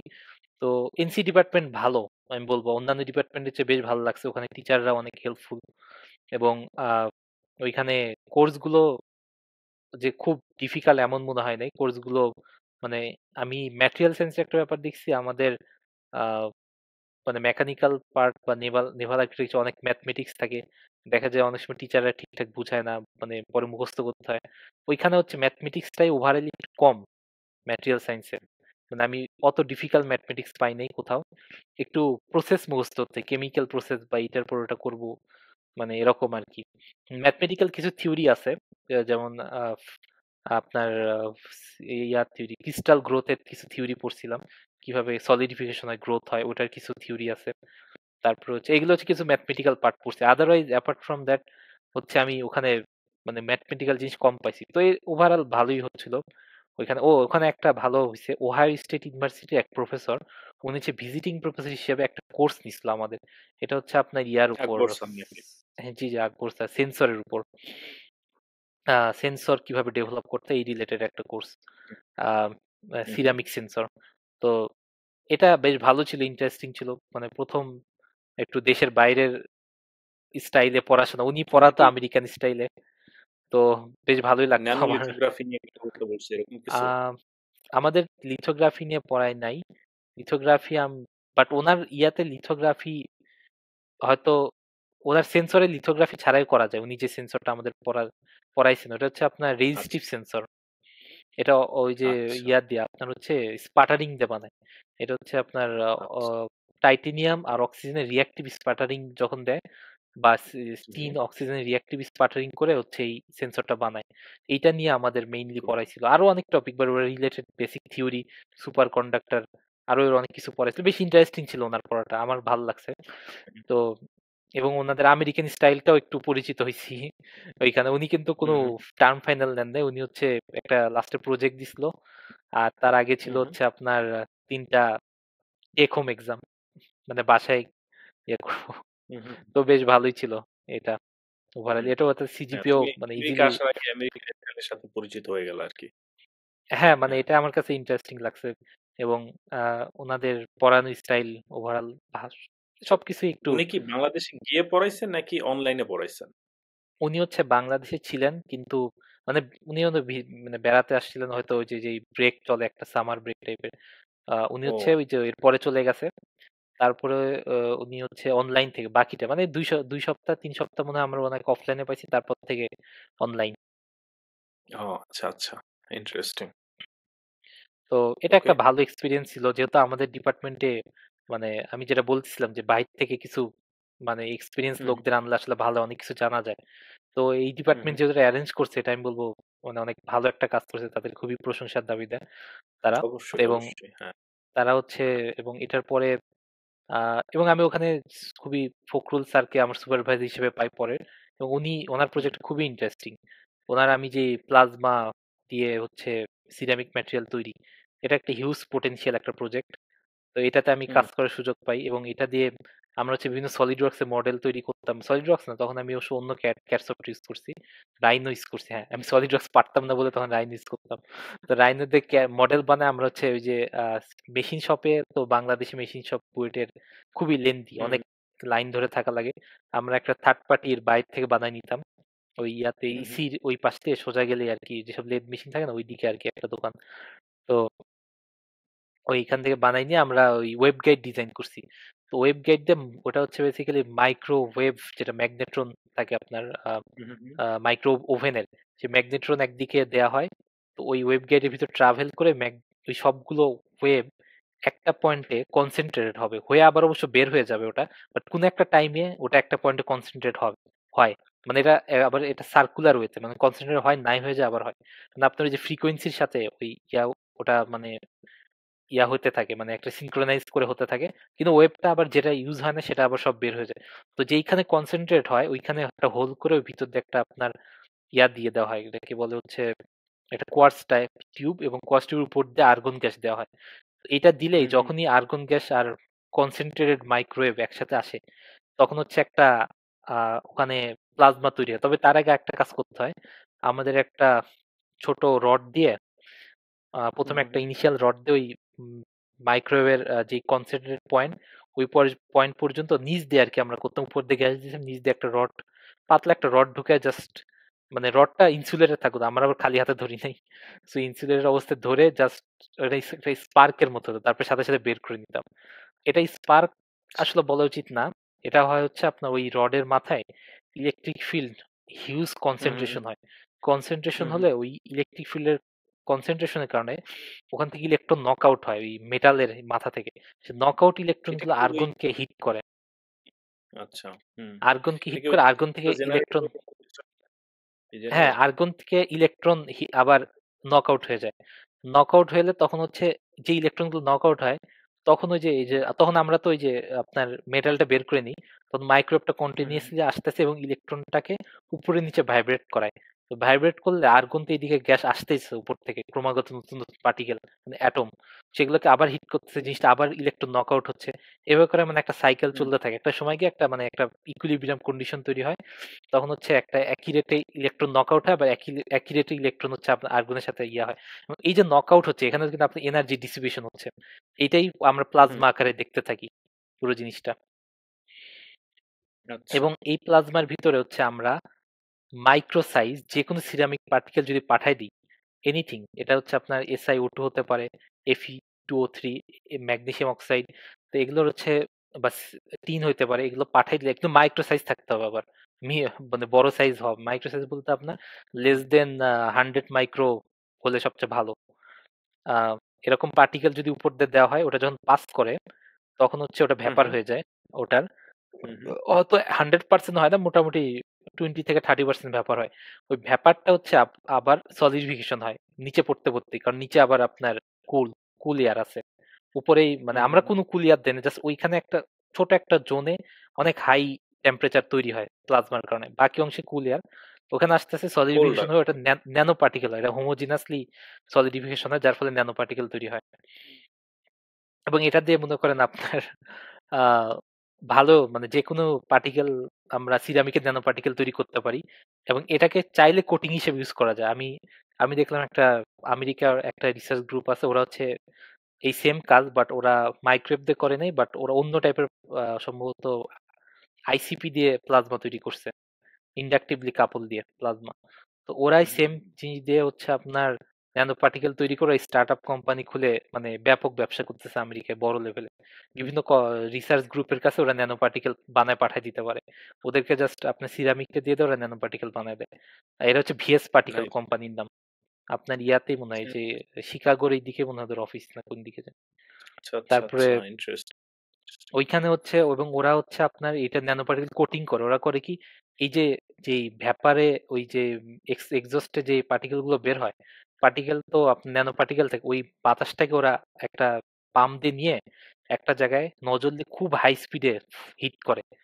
তো অনেক হাই হুম, হুম, স্পিডে ওরা দেখাচ্ছে হিট করতে পারলে ওই ন্যানো পার্টিকেল ওই মানে, এবং একটা ভ্যাকুয়াম মিডিয়ামে একটা ধরেন সিলিকন সারফেস হুম, হিট করবে, হিট করলে ওখানে হয়ে যাবে, ওটা ডাইরেক্ট বসে গিয়ে আপনার এটাকে কি বলা যায়, ন্যানো প্রিন্টিং এর মতো কাজ করে, মানে ওটা কোটিং তৈরি হয়, এবং ওটা দিয়ে ওরা ন্যানো প্রিন্ট করতে পারে, চাইলে বিভিন্ন শেপে হচ্ছে প্রিন্ট করতে পারে। ওই কি বলে ওই যে সার্কিট ডিজাইনের জন্য ইউজ হয় নাকি? হ্যাঁ, বিভিন্ন কাজে সেম ওরা বলছে ইউজ করা যেতে পারে nano printing, but nano particle হচ্ছে আপনার ওই যে হাই স্পিডে হিট করে ওরা প্রিন্টিং এর কাজ করে ফেলতেছে। তো এটা খুব প্রিন্টিং এর কাজ ইন্টারেস্টিং। করতেছে। তো আমি মনে করি আমি স্যারকে হ্যাঁ। বলছিলাম যে বাংলাদেশে যেটা আমরা বানাইছি এটার এরকম পোটেনশিয়াল আছে, বাট আসলে সমস্যা হুম, যে হুম। বাংলাদেশে মানে যে ধরনের লোকবল বা এক্সপার্টাইজ লাগবে, এটা একটা তোমরা কি একটু ওইটা অভাব কি আছে। প্যাটেন্ট করছো? তোমরা কি ওটা প্যাটেন্ট করছো? আমরা এখনো করি নাই, কিন্তু করার একটা প্ল্যান আছে এটাকে প্যাটেন্ট করার। কিন্তু আসলে আচ্ছা, সমস্যা আচ্ছা। হচ্ছে আমি তো এটা কাজ করতেছিলাম, এখন আমি আসার পরে ওইটার কাজের যে লোকবল যে লেভেলে থাকা দরকার সেটা এখন পাচ্ছে না স্যার। তো যাই হোক, ও এখন এটা হচ্ছে একটা লিমিটেশন, হয়তো আমাদের দেশের একটা তো লিমিটেশন আছে। আবার ওগুলো আসলে সবকিছু বানানোর জন্য যে লেভেলে এক্সপার্টাইজ দরকার বা সবকিছু করার জন্য যে লেভেলে আপনার টেকনোলজি দরকার, এগুলো আমাদের দেশে একটু মানে লিমিটেশন দেশে আছে। এই একটু জন্য একটু মানে মানে খুব স্লোলি কাজ আগায় আমাদের দেশে, এটা একটা সমস্যা। হ্যাঁ। তো সিফাত এখানে যেটা বলল, ওর মাস্টার্স এর অভিজ্ঞতা বলল, হচ্ছে বুয়েটে nano ceramics and nano nano materials and ceramics engineering ডিপার্টমেন্টে সে মাস্টার্স করতেছিল, এবং ওই সময় ও একটা মানে নোভেল একটা ডিভাইস ডেভেলপ করে, যেখানে হচ্ছে প্লাজমা, ওরা হচ্ছে একটা প্লাজমা জেনারেটর ডেভেলপ করে, রাইট?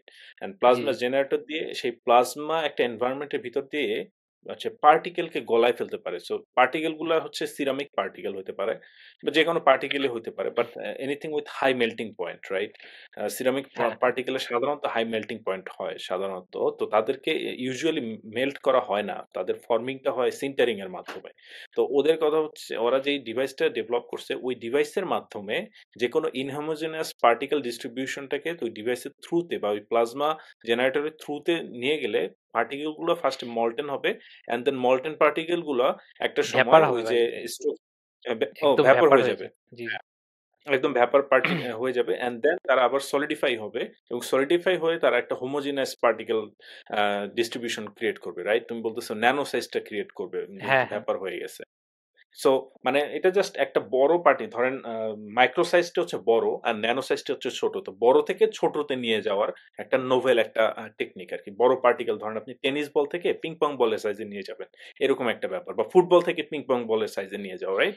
আমি যদি জি, এইভাবে অ্যানালজিটা দেই, তো এরকম একটা ধরনের আপনি ধরেন যে এখন আপনি চিন্তা করেন যে সিরামিক পাউডার আবার কি। তো সিরামিক পাউডার ধরেন যে আমরা যে পেইন্টে যে পাউডার দিয়ে ইউজ করি না অনেক সময়, পাউডার যে যে আয়রন অক্সাইডের পাউডার দিয়ে সেটা দিয়ে পেইন্ট বানানো হয় অনেক সময়।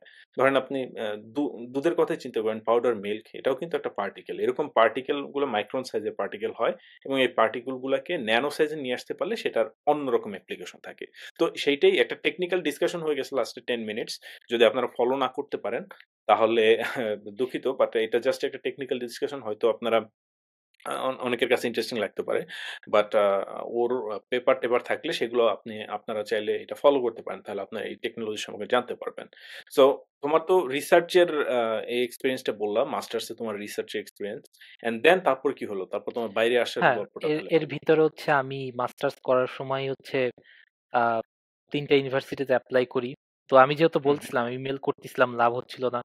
তারপরে আমি একটা ইন্টারভিউ পাই মেইল করে অবশেষে, প্রায় ৮০-৯০ টা করার পরে। তারপর হচ্ছে ইন্টারভিউ নিল। প্রফেসর বেশ ভালো। সে আমাকে কোন পজিটিভ। ইউনিভার্সিটি? এটা হচ্ছে ইউনিভার্সিটি অফ মেমফিস। আচ্ছা, মেমফিস, এটা টেনেসি। টেনেসে। হ্যাঁ, হুম, টেনেসে। তো সে ভালো, কিন্তু সে আমাকে ইমেইল করে পরে জানালো যে উনার হচ্ছে ইনাফ ফান্ড নাই এখন, উনি নিতে পারতেছে না। বাট উনি মানে নিতে আগ্রহী ছিল, বাট সামথিং কিছু একটা। বাট উনি হুম, বলছে ইনাফ ফান্ড উনি এখন ম্যানেজ করতে পারছেন। সো এটা একটা হতাশা। বাট এটা এখন হয়। মানে এখানে আমি শুনলাম আমাদের পরিচিত একজন, সে ৭ টা ইন্টারভিউ দিছে। আমি তো একটা, ও ৭ টা দিছে, বাট একটা তো ওর হয়নি। ইমেইল করার পরে, ইমেইল করে যেখানে ইন্টারভিউ ম্যানেজ করা কঠিন। কিন্তু যেখানে ইন্টারভিউ করে এতগুলো দিয়েও আপনি যখন পাবেন না, তখন কিন্তু এটা একটা হতাশা। বাট আমি বলব হতাশ হওয়ার কিছু নাই। চেষ্টা করতে থাকা উচিত। এটাই হচ্ছে প্রসেস এখানকার। হুম, এখানে হুম, হচ্ছে হুম, অনেক লং টার্ম প্রসেস নিতে হয়। আপনার জিনিসটা আপনার লাক ভালো হলে ১ মাসও হতে পারে, সেটা আপনার ১ বছর বা ২ বছর হতে পারে। কিন্তু আপনার মানে আমি বলব ধৈর্যহারা হওয়া যাবে না। এই জিনিসটাই খুবই এখানকার ব্যাপার। এখানকার ব্যাপারটা হচ্ছে খুবই ধৈর্যের। মানে বাইরে যাওয়ার পুরো প্রসেসটা। তারপর হচ্ছে হুম, আমি হুম। ভাবলাম সেন্ট্রালি এপ্লাই করি। ৩ টা আমি ইউনিভার্সিটিতে করছিলাম। তো ৩ টাতে আসলে আ আ আনফরচুনেটলি ৩ টাতেই হয় নাই আমার। তার মধ্যে একটা ইউনিভার্সিটির প্রফেসর আমাকে আ নিছিল, ইন্টারভিউ নিছিল। তো তার আ ইন্টারভিউ ভালোই হইছে। এখানে ইন্টারভিউ আমি একটা জিনিস বলব। আ যখন প্রফেসর ইন্টারভিউ নেবে তখন আসলে খুব বেশি চিন্তা-ভাবনা করার কিছু নাই। কারণ এখানে এমন না যে আমাদের কোনো তারা পরীক্ষা নিতে আসবে। মানে এটা অনেকে মনে করে, কিন্তু সেরকম হওয়ার চান্স খুবই রেয়ার। বেশিরভাগ ক্ষেত্রে যেটা হয়, প্রফেসররা জিজ্ঞেস করে যে আমি কোন টপিকে রিসার্চ করি। বা তার টপিক অথবা কমনলি যেটা জিজ্ঞেস করে আ যে আমি পিএইচডি কেন করতে চাই? এটা দিয়ে শুরু করে ১ম। আমি ২ হুম, টা হুম। প্রফেসরই সেম এটা পাইছি। তারপরে হচ্ছে জিজ্ঞেস করতে পারে আমরা তাদের এই টপিকটায় কেন ইন্টারেস্টেড? তাদের টপিকে, বা কিভাবে আমি ইন্টারেস্টেড হলাম তাদের টপিকে, বা আমি হচ্ছে আগে কি নিয়ে রিসার্চ করছি এটা নিয়ে জিজ্ঞেস করলে করতে পারে অনেক সময় ম্যাচ থাকলে। তারপরে বলতে পারে, তারপরে সে ডাইরেক্ট সাধারণত তার প্রজেক্টে চলে যায়।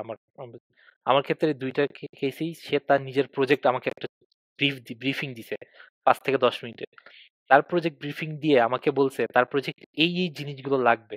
মানে তার একজন হুম, বলছিল তার পাইথনের একটা সফটওয়্যার এটা নিয়ে কাজ করতে হবে।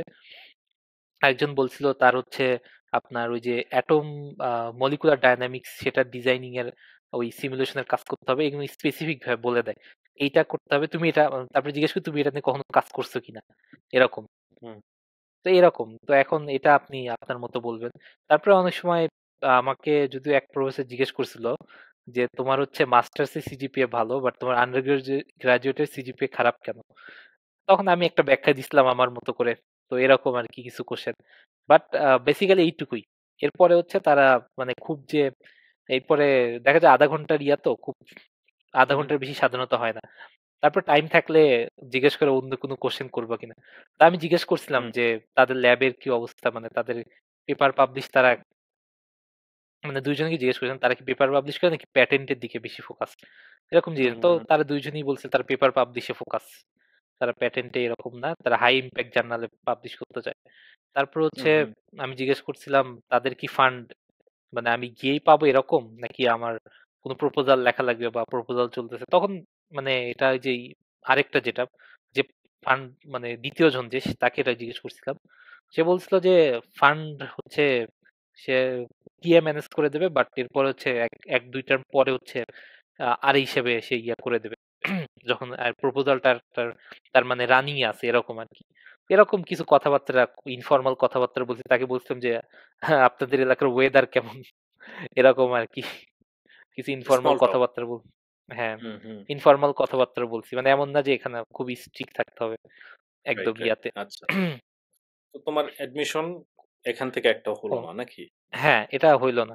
তারপরে হচ্ছে আসলে আমি স্টিল ইমেল করতে থাকি এদিকে, হুম, স্টিল পাচ্ছিলাম না কোনো জায়গা থেকে রেসপন্স। তারপর হচ্ছে আমার ফ্রেন্ড ইউনিভার্সিটি অফ অ্যাক্টনি আছে, তো হঠাৎ একদিন হুম, হুম, জানালো যে ওর হচ্ছে প্রফেসরের স্টুডেন্ট দরকার সামনে স্প্রিং এ। তো আমি হচ্ছে আমি যদি রাজি হই তাহলে ওখানে অ্যাপ্লাই করতে পারবো, হয়তো চান্স আছে ফান্ড পাবো। তারপরে আমি হুম, অ্যাজ ইউজুয়াল অ্যাপ্লাই করলাম। অ্যাপ্লাই করার পর তখন আমার গেল টোফেলের মেয়াদ শেষ হয়ে। তখন আমি আবার হুম, টোফেল দিলাম ওই সময়ের মধ্যে দ্রুত। দিয়ে হুম, এপ্লাই হুম, করে দিছি। তো আলহামদুলিল্লাহ এখানে আমার হয়ে গেছে। তো এইখানে আবার একটা আচ্ছা, নিয়ম এই ইউনিভার্সিটিতে যেটা একটা ডিফিকাল্টি ছিল সেটা হচ্ছে হুম, ডাব্লিউএস বা আপনার ক্রেডিট ইভ্যালুয়েশন করতে হবে। হুম, ট্রান্সক্রিপ্ট ওয়েস। ইভ্যালুয়েশন। হ্যাঁ, হুম, ডাব্লিউএস হুম, যেটাকে বলে বা ওএস বলে। তো এখন ডাব্লিউএস এ হুম। বর্তমানে আপনার দিলে ৪ মাসের আগে শেষ হয় না। তো ও ডাব্লিউএস ওকে। এখন আছে মানে করাটা একদমই বোকামি। এখন সবাই হুম, যেটা হুম, করে ইসি করে অথবা স্প্যান্ট্রান আছে এগুলো করে।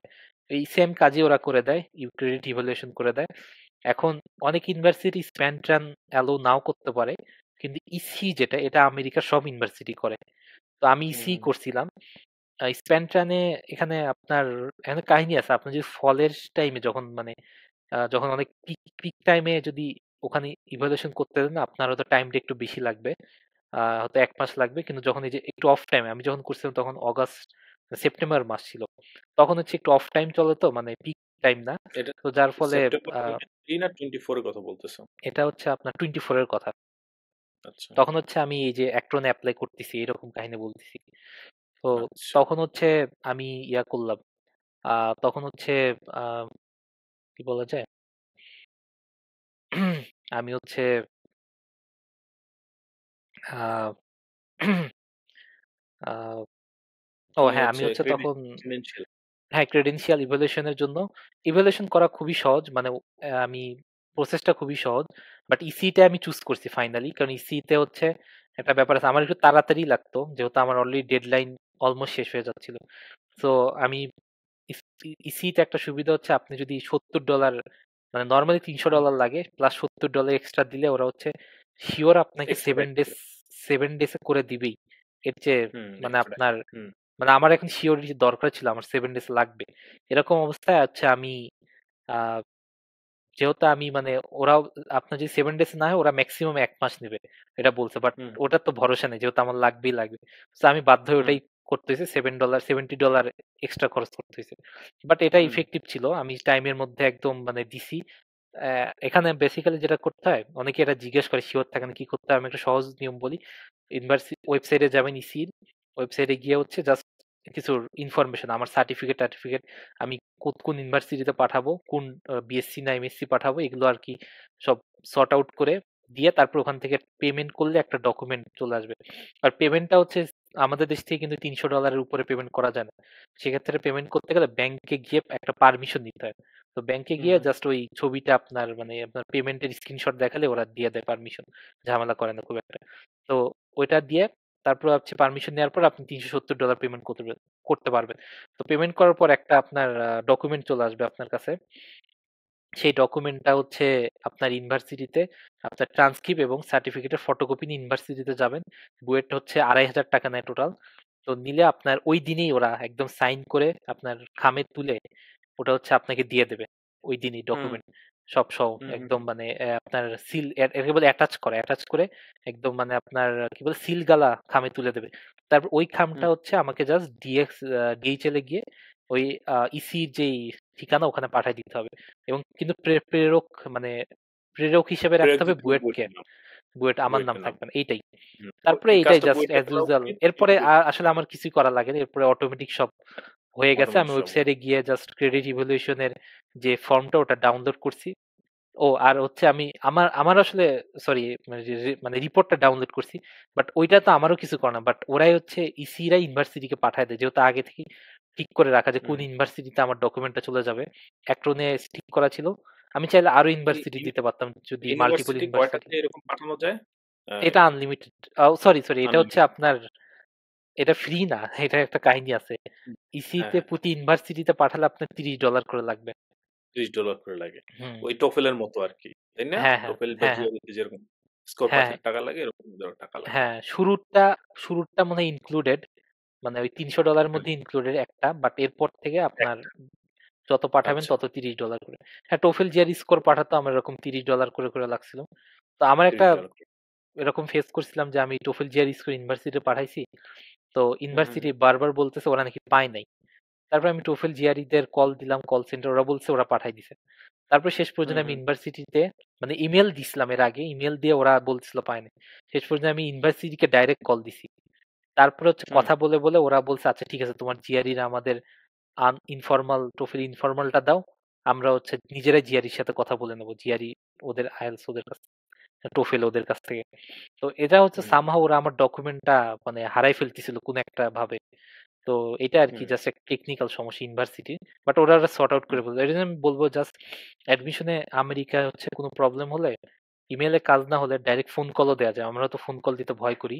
বাট মনে করি কি না কি হবে। বাট আমেরিকার আচ্ছা, টাইম অনুসারে ফোন কল দিলে আসলে আপনার তো খরচ যাবে হুম, হুম, ৳১০০-৳২০০ যাবে মোবাইলে। কিন্তু আপনার মানে এটা worth it। মানে আপনি যদি একটা জিনিস হ্যাং হয়ে থাকে এবং এটার কারণে আপনার অ্যাডমিশনে কোনো ঝামেলা হয়, সেটা হচ্ছে আপনি ৳১০০-৳২০০ খরচ করা মানে বেশি বুদ্ধিমানের কাজ। আচ্ছা, খুব এবং ইম্পোর্টেন্ট। এখানে কিন্তু আমরাও তো বাংলাদেশ থেকে মনে করি যে ফোন কল দিলে মানে কি না কি হবে। বাট এখানে হচ্ছে মানে মানুষ খুবই ফ্রেন্ডলি।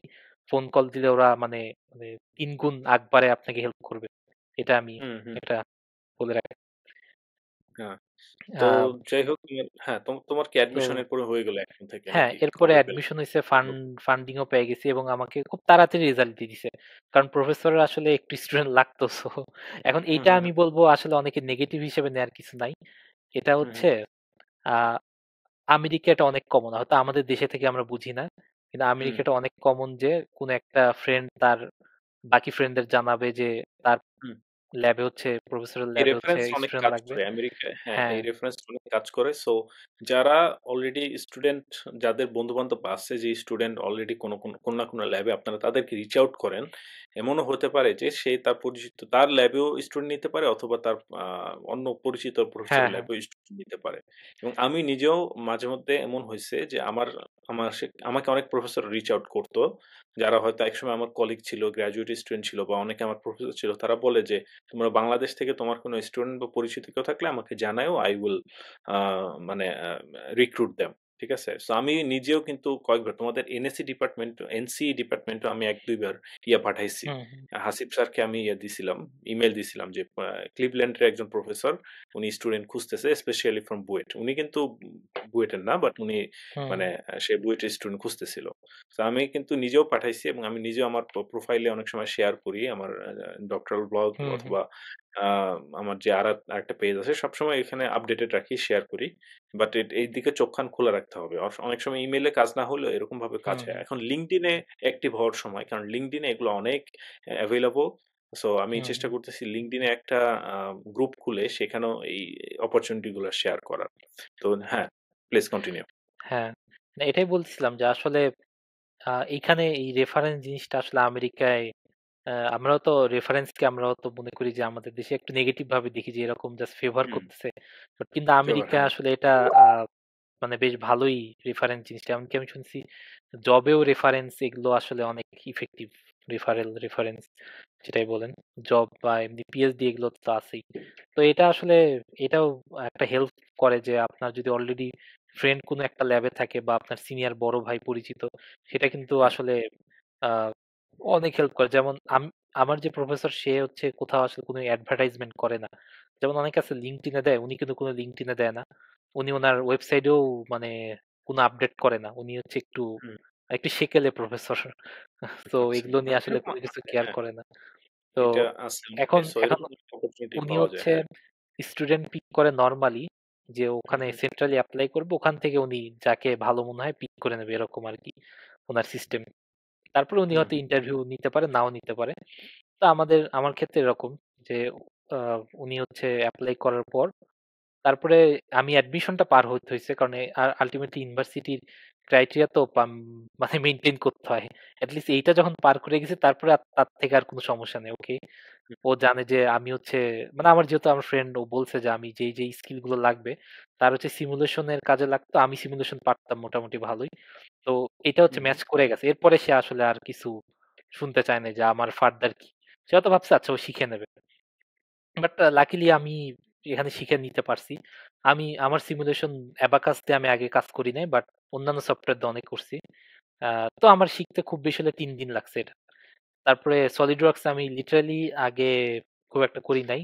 কিন্তু আমার রাইনো এবং আপনার হচ্ছে রাইনো এবং আ এটাকে কি বলে? আপনার AutoCAD ও আমার অনেক এক্সপেরিয়েন্স ছিল। তো যার হুম, ফলে হুম, হুম। সলিডওয়ার্কস আমার মনে হয় আমার লিটারালি কয়েক ঘন্টা লাগছে শিখতে। তারপরে আমি দেখি আমি সলিডওয়ার্কস এ সব ডিজাইন করতে পারি। তো এগুলা আসলে কোনো পেইনই না। মানে এখানে আসলে মানে শিখে নিয়ে করাটা আমাদের বিশেষ করে বুয়েটের ছাত্রদের জন্য কোনো ব্যাপারই না। আমরা এর চেয়ে অনেক ডিফিকাল্ট জিনিস শিখে টিকে করে ফেলি বুয়েটে আরকি। বিশেষ হ্যাঁ, করে ওই আপনি এক রাতে যে আমরা টার্ম ফাইনাল দিয়ে হচ্ছে মানে হ্যাঁ, পুরোটা শেষ শেষ করি সিলেবাস। তো এই তুলনায় আসলে এগুলো কিছুই না। জাস্ট এখানে হচ্ছে হ্যাঁ। আসাটা হচ্ছে একবার বড় কথা। একবার আসতে পারলে আসলে মানে বাকিগুলো আসলে স্কিল ডেভেলপ আসলে খুব ডিফিকাল্ট হুম, কিছুই না। হুম, হুম। মাইন্ডসেটটা থাকতে হবে যে স্কিল ডেভেলপ করতে চাই এবং হুম, হুম, করব, এবং এটা মানে বসে থাকা যাবে না আরকি। হুম, হুম। তা যখন তো যেটা অবশ্যই। দরকার সেই স্কিলটা শিখা, হ্যাঁ, let it be machine learning, let it be CAD, let it be simulation, let it be hmm, problem solving, হ্যাঁ? সেটাই শিখতে পারা। অলওয়েজ ওপেন, মানে ওই হ্যাঁ। জিনিসটার প্রতি ওপেন থাকতে হবে। আ আ আমি হ্যাঁ, মাস্টার্সে থাকা অবস্থায় আমার একটা ভালো হইছে যে আমি একটা কাজের মধ্যে ছিলাম। ওইখানেও কিন্তু আমি বিভিন্ন টাইপের কাজে CAD ইউজ করছি, মডেলিং করছি, সিমুলেশন করছি। কনসোল শিখছি ওইখানে গিয়ে। মাস্টার্সে কনসোলে আমি প্লাজমা সিমুলেটর করছিলাম। তো এগুলো শিখতে যার ফলে হইছে কি, যার ফলে আমার মানে জিনিসটা একটা ইয়ার মধ্যে ছিল, মানে একটা মানে কি বলে মোশনের মধ্যেই ছিল। তো যখন আমি এখানে সুইচ করতেছি তখন আমার জিনিসটা খুবই স্মুথলি সুইচ হয়ে যাচ্ছে। এটা একটা পজিটিভ ব্যাপার এখানে। তো এটা একটা ট্রু, সেটা হেল্পফুল আমি বলব। হ্যাঁ, যে সবাই মানে অ্যাক্টিভ থাকা, সেটা জবের মাধ্যমে হোক অথবা ডিগ্রি পার্সুইং এর মাধ্যমে হোক, রিসার্চ এর মাধ্যমে হোক, যদি অ্যাক্টিভলি মানে রিসার্চ এ বা প্রবলেম সলভিং এ, টেকনিক্যাল প্রবলেম সলভিং এ যদি ইনভলভ থাকে, তাহলে তাদের জন্য ইউএসএ তে এসে সুইচ করাটা ইজি হয়ে যায়। বাট অনেকের যেটা হয় যে অনেকদিন ধরে অন্যরকম জব করতেছে, ব্যাংকে জব করতেছে এই সেই। পরে হুট করে মাস্টার্স করতে চলে আসলো, অ্যান্ড দেন তাদের জন্য অনেক সময় কিন্তু এটা স্ট্রাগলিং হয়, রাইট? কারণ এরকম আমি দেখছি আরকি, অনেকে এরকম কমপ্লেইন করে যে হ্যাঁ, বা দেশে থাকতে হয়তো সেলস ইঞ্জিনিয়ারিং, বাট সেলস বা এরকম জব করতাম। বাট এখন এসে ইঞ্জিনিয়ারিং পড়তে কষ্ট হয়ে যাচ্ছে। সো তাদের জন্য একটু ডিফিকাল্ট হবে। বাট মানে at the end of the day মানে বুয়েটের একটা এক্সপেরিয়েন্স আছে। সেই স্কিলটা আবার নতুন করে রিভাইভ করে নতুন শেখার আ মানে মাইন্ডসেটটা ক্রিয়েট করলে আর তখন প্রবলেমটা থাকে না। তো যদিও আমার তুমি আমার বিশ্বাস ভাই হ্যাঁ, বলো। বুয়েটের যারা ছাত্র আছে তাদের জন্য এটা আসলে কোনো ব্যাপারই না। হ্যাঁ, ব্যাপারই না। তারা আসলে একটু হয়তো মানে হয়তো ভয় পায় সবাই মনে, মনে বাট একটু সাহস করে নিয়ে তারা আসলে মানে একটু চেষ্টা করলে তারা সবই পারবে আমার বিশ্বাস। খুব ইন্টারেস্টিং। তো তুমি শুরু করছো এরপরে তুমি চলে আসো স্প্রিং এর এই 2025 এর স্প্রিং এ তোমার শুরু হয়, হ্যাঁ, রাইট? এই তো। আচ্ছা তো এই ১ ও মাস আচ্ছা, এখানে আমি হলো। একটা জিনিস একটু হ্যাঁ, বলবো। মাঝখানে আমি মনে হয় একটু ভুলে গেছি। টোফেলের হুম, আমি হুম, ২য় বার যখন স্পিকিং দিছি, হুম, ২য় বার হুম, যখন আমি টোফেলটা দিছি তখন কিন্তু আমার স্পিকিং এ আমি ইমপ্রুভ করছি। আগের চেয়ে বেশি অনেক। আমি বলছিলাম স্পিকিং এ খারাপ করছি। তো স্পিকিংটা আমি ইমপ্রুভ করছি একটা টেকনিক ইউজ করে এবার। এবার হচ্ছে হুম, আমি যখন কথা বলছি আগের মতোই মানে ফরম্যাটটাকে ঠিক করে নিছি এবং আমি এবার প্র্যাকটিস অনেক আগে থেকে শুরু করেছি। এট লিস্ট ১ সপ্তাহ টাইম নিছি হুম, ভালোমতো প্র্যাকটিস করার জন্য। তো আগেরবার আমি নিছিলাম ৪ দিন বা ৩ দিন টাইম। তো ওই জন্য একটু খারাপ হইছে। এবার ১ সপ্তাহ টাইম নিছি। তো ১ম এ আমি ৩-৪ দিনে আমার ফরম্যাটটা মানে প্র্যাকটিস করে ফেলছি। তারপরে ৩-৪ দিন আমি ফোকাস করছি। আমি রেকর্ড করতাম। প্লাস হচ্ছে আমার মানে হুম, ফ্রেন্ড বা ছোট ভাই তাদের সাথে আমি মাঝে মধ্যে কনভারসেশন করছি। তারপরে হুম, হচ্ছে আবার আমি যেটা করতাম রেকর্ড করে শুনতাম। এখন যেহেতু একটা টেকনোলজি আছে আমি একটু বলি। এটা হচ্ছে YouTube এ সার্চ দিলে পাওয়া যাবে আমি কিভাবে আমার অডিওকে আমি রিটেন এ কনভার্ট করতে পারবো। মানে রাইটিং স্যাম্পল এ মানে ও হচ্ছে সরি স্ক্রিপ্ট বলে এটা স্ক্রিপ্ট বা ট্রান্সক্রাইব বলে। YouTube হুম, এ জাস্ট হুম, লিখতে হবে হাউ টু ট্রান্সক্রাইব অডিও। তো এটা হুম, দিলে হুম, একটা অপশন চলে আসে। এটা একটা কোড।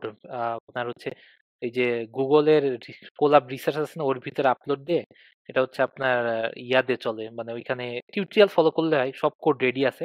জাস্ট আপনি অডিওটা আপলোড দিয়ে ওই কোডটা রান দিবেন চলে যাবে। মানে পাইথনে আরকি ওটা চলে। হুম, তো ওই কোড দিলে হয় কি আপনি অডিওটা আপনি যেটা রেকর্ড করলেন ওটা হচ্ছে লিখিত আকারে চলে আসবে খুব সুন্দর মতো। সাবটাইটেল যেভাবে তৈরি হয় ওইরকম। এবং আপনার একদম টাইম ম্যাচ করে, করে চলে আসে। খুব সুন্দর একদম। ওটা বেসিক্যালি সাবটাইটেল বানানোর জন্যই সফটওয়্যারটা। মানে আগে হতো না আমরা শুনে, শুনে হাতে, হাতে হুম, লিখতাম। হুম, হুম, এখন হচ্ছে এআই দিয়ে আপনি একটা মুভি দিয়ে দিবেন। আপনার সুন্দর মতো পুরো হুম, মুভির সাবটাইটেল তৈরি হয়ে যাবে। কোন ব্যাপারই ও না। তো ইন্টারেস্টিং। এখন আচ্ছা। আমি হচ্ছে ওই সাবটাইটেলটা নিতাম। নিয়ে ওইটা হুম, আবার হুম, ChatGPT কে দিতাম। বলতাম যে এখানে ইভালুয়েট করো কি অবস্থা। তখন ও হচ্ছে আমার স্পিকিং এ ইমপ্রুভ করার জন্য পরামর্শ দিত। ChatGPT কোন এক কারণে এখনো ডাইরেক্ট অডিও ফাইল নেয় না। বাট অডিও থেকে যেই টেক্সট গুলো এটা এক্সট্রাক্ট করে দিলে ও দিতে পারে, সাজেশন দিতে পারে। তো সাজেশন আচ্ছা। নিতাম, নিয়ে সেটা কি দিয়ে ইমপ্রুভ ওয়েবসাইটের করে নাম বলছো এটা? কি এটা ওয়েবসাইট এটা? হচ্ছে আপনার ট্রান্সক্রাইব জাস্ট লিখতে হবে how to transcribe. Transcribe audio using okay. Google Colab এরকম লিখলে হয় চলে আসে YouTube এ। এবং এটা তো আমি বলব বেশ এইটা ইন্টারেস্টিং হ্যাঁ। একটা ব্যাপার।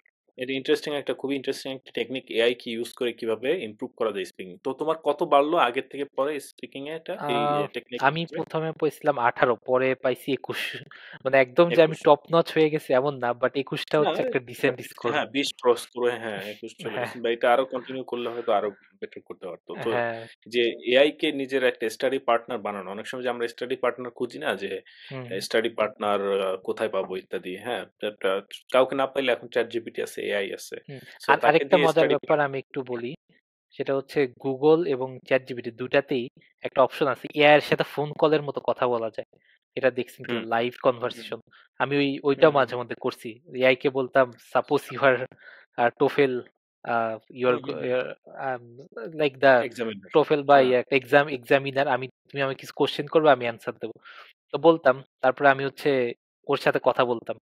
এবং এটা কিন্তু হুম বেশ হুম ভালো ইফেক্টিভ। ও হচ্ছে আ মানে এখানে ওর খুব এনালাইজিং এর কিছু নাই। বাট আপনি যে বলতেছেন এবং ওর অ্যাকসেন্ট টা শুনতেছেন মানে এইটাই আরকি। হুম, একটা ভালো এটাই প্র্যাকটিস হয়ে যায়। শেখা আর পার্টনার কি আরকি হ্যাঁ হয়ে ওই গেল। পরিবেশের মধ্যে থাকা কন্ডিসিভ ওইরকম একটা এনভায়রনমেন্ট এ থাকলে আস্তে আস্তে শেখা যায় আর কি হুম। আমার এবং ইংরেজি আপনি যদি ইংরেজি ChatGPT কে বলেন যে, "আমি যা হ্যাঁ বলব তুমি আমাকে রিভিউ মানে এটা ক্রিটিসাইজ মানে দিবা। মানে আ হুম স হুম আ করে দিবা। মানে ক্রিটিসাইজ করে মানে কারেকশন দিবা। আমি যা বলব এটা ইমপ্রুভ কিভাবে?" ও কিন্তু হুম, সাথে, সাথে আপনাকে আবার বলেও শোনাবে। এটাও করতে পারেন চাইলে। আচ্ছা খুবই ইন্টারেস্টিং হ্যাঁ, এটা আ তো খুবই ইন্টারেস্টিং কিছু টিপস দিলা এবং এটা ভালো লাগলো। এটা আসলে যারা হায়ার স্টাডি অ্যাসপিরেন্ট তাদের জন্য এটা খুবই ইম্পোর্টেন্ট একটা টেকনিক হবে। সো আ পুরো ভিডিও যারা শুনছেন তাদের জন্য এটা লাভ হইলো আরকি। যারা শুনেন নাই তারা লস করে যাবেন।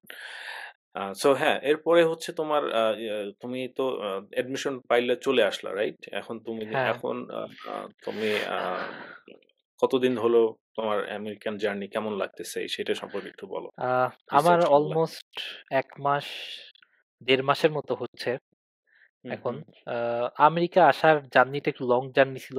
মানে এখানে প্রায় বাংলাদেশ থেকে মনে হয় প্রায় 2 দিন লাগে আসতে। তো হুম, হুম, হুম, একটু লং জার্নি, একটু টায়ারিং ছিল। হুম, আহ, হুম, তো আমেরিকা আসার পরে আসলে এখানকার টাইম সবকিছু অ্যাডজাস্ট করা একটু স্ট্রেস ছিল, যেহেতু আমাকে আবার মানে আসার কয়েকদিন পর থেকেই ল্যাবের কাজ আমার শুরু হয়ে গেছিল।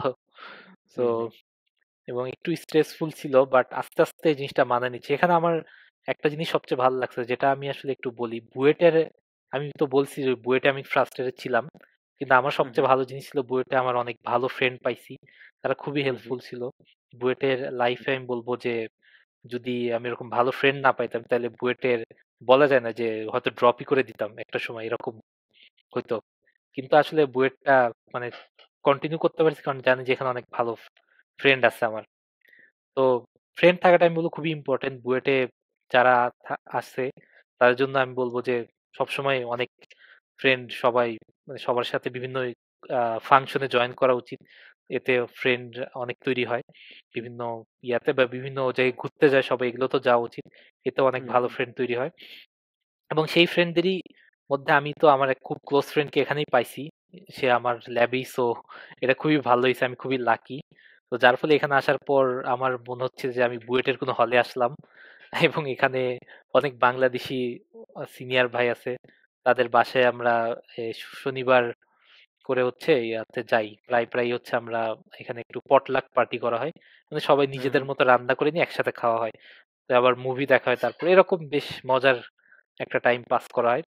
তো আমার তোমাদের কাছে বেশ একরনে ভালোই লাগে। জি, জি, একরনে অ্যাক্রনে। কয়জন বাংলাদেশী আছে? ভালো আছে এখানে, আমাদের প্রায় 30 জন কারেন্ট স্টুডেন্টই আছে ইউনিভার্সিটি অফ অ্যাক্রনে, আর সিনিয়র আছে পাশ করে গেছে এমন আরো 10 জনের মতো হবে। আচ্ছা। তো তো এখন আমরা তো তুমি মোটামুটি মেকানিক্যাল এ নাকি? না, সবাই মেকানিক্যাল না, ট্রিপলি মেকানিক্যাল, মেইনলি ট্রিপলি মেকানিক্যালই সবাই এখানে। আমি তোমার একজনকে ডিপার্টমেন্ট পাইছি। আমার ডিপার্টমেন্ট মেকানিক্যালে আমি এখন। মানে মেকানিক্যাল। আমরা যখন মানে আচ্ছা। মিট আপ করি আমরা শুধু মেকানিক্যাল ট্রিপলি ভাগামি না, আমরা জাস্ট মানে সবাই মিলেই। হুম, সবাই মিলেই থাকার চেষ্টা করি, এরকম ট্রিপলি মেকানিক্যাল কোনো কিছু দেখি না আমরা। জাস্ট আমাদের পাশাপাশি বিল্ডিংও এখানে, মানে আমরা একটা ছোট এরিয়ার মধ্যেই সবাই, মানে মেজরিটি সবাই এইদিকেই থাকি, বুকটেল এরিয়া, এদিকে সবাই থাকে। আর কেউ কেউ একটু দূরে থাকে, বাট তারাও মানে চলে আসে গাড়ি নিয়ে বা আচ্ছা, বাসে সামহ চলে আসে। আচ্ছা। তো তো একরন শহরটা আমার হয়তো যাওয়া হইছে। আমি একসময় ওহাইও ছিলাম। আমি মাস্টার্স করছি ওহাইওতে। সো হ্যাঁ, এখন টলেডো থেকে তো খুব ছিল। বেশি দূরে ছিলাম না। হ্যাঁ। সো টলেডো যেখানে ছিলাম সেখানে খুব বেশি কিন্তু দূরে ছিল না আরকি। তো কিন্তু আমার মনে হয় একবার আমি পার্সোনালি একরন পাশ দিয়ে হয়তো ক্লিভল্যান্ড গেছি বা এরকম একটা ব্যাপার। হুম, বাট হুম, কখনো একরন ইউনিভার্সিটিতে যাওয়া হয় নাই। বাট ওই সময় একরনে বাংলাদেশি কমিউনিটি খুব বেশি ছিল না। খুবই মানে হয়তো হাতে গোনা ২-১ টা ফ্যামিলি। সেখান থেকে আজকে যেটা ইভলভ করে তুমি যেটা হুম। বললা ২০-২৫ জনের একটা ফ্যামিলি আছে বা এরকম স্টুডেন্ট আছে হুইচ ইস রিয়ালি প্রমিজিং যে একরনে অনেকে এখন বাংলাদেশে আরো আসতেছে। দ্যাট মিনস একরনের ফ্যাকাল্টি তারাও বাংলাদেশি স্টুডেন্ট সম্পর্কে জানতেছে এবং হুম, নিশ্চয়ই মানে অ্যাক্রনে কিন্তু একজন ইউনিভার্সিটিতে একজন না, সরি, 2 জন বাংলাদেশি প্রফেসর আছে, একটা ট্রিপলি ২ জন ডিপার্টমেন্টে। বাংলাদেশি ছাত্র আছে। আরেকজনের ডিপার্টমেন্টটা আমি ঠিক মনে করতে পারছি না, কিন্তু 2 জন বাংলাদেশি প্রফেসর আছে এখানে। Very good. তো তোমার তো গল্প শেয়ার করলা। এখন তো তুমি মাত্র পিএইচডি রিসার্চ শুরু করছো। তো জি। মানে হয়তো সেখানে খুব বেশি গল্প ডেভেলপ হয় নাই। আস্তে পরে আবার আ ভবিষ্যতে একটা সময় শুনবো যে তোমার সেখানকার গল্প। বাট এইটুকু বলো যে কেমন লাগে এখানকার কোর্স ওয়ার্ক, রিসার্চ, হ্যাঁ? এখানকার আহ ব্যাপারটা আমার তোমার কাছে কেমন লাগে? রিসার্চ ওয়ার্কটা একটা বেশ বিষয়। ভালোই লাগে। এখানে হচ্ছে আপনার যেই সুযোগ সুবিধা এগুলো অনেক বেশি। প্লাস হুম, হচ্ছে এখানে প্রফেসর খুবই হেল্পফুল আমাদের। উনি হচ্ছে আহ আমাদের আবার একটু মানে অনেক রিসার্চ গ্রুপ থেকে অনেক বড়, বাট আমাদের রিসার্চ হুম, হুম, গ্রুপটা খুবই ছোট। আমি আর আমার ফ্রেন্ড আর প্রফেসর, আমরা 3 জন।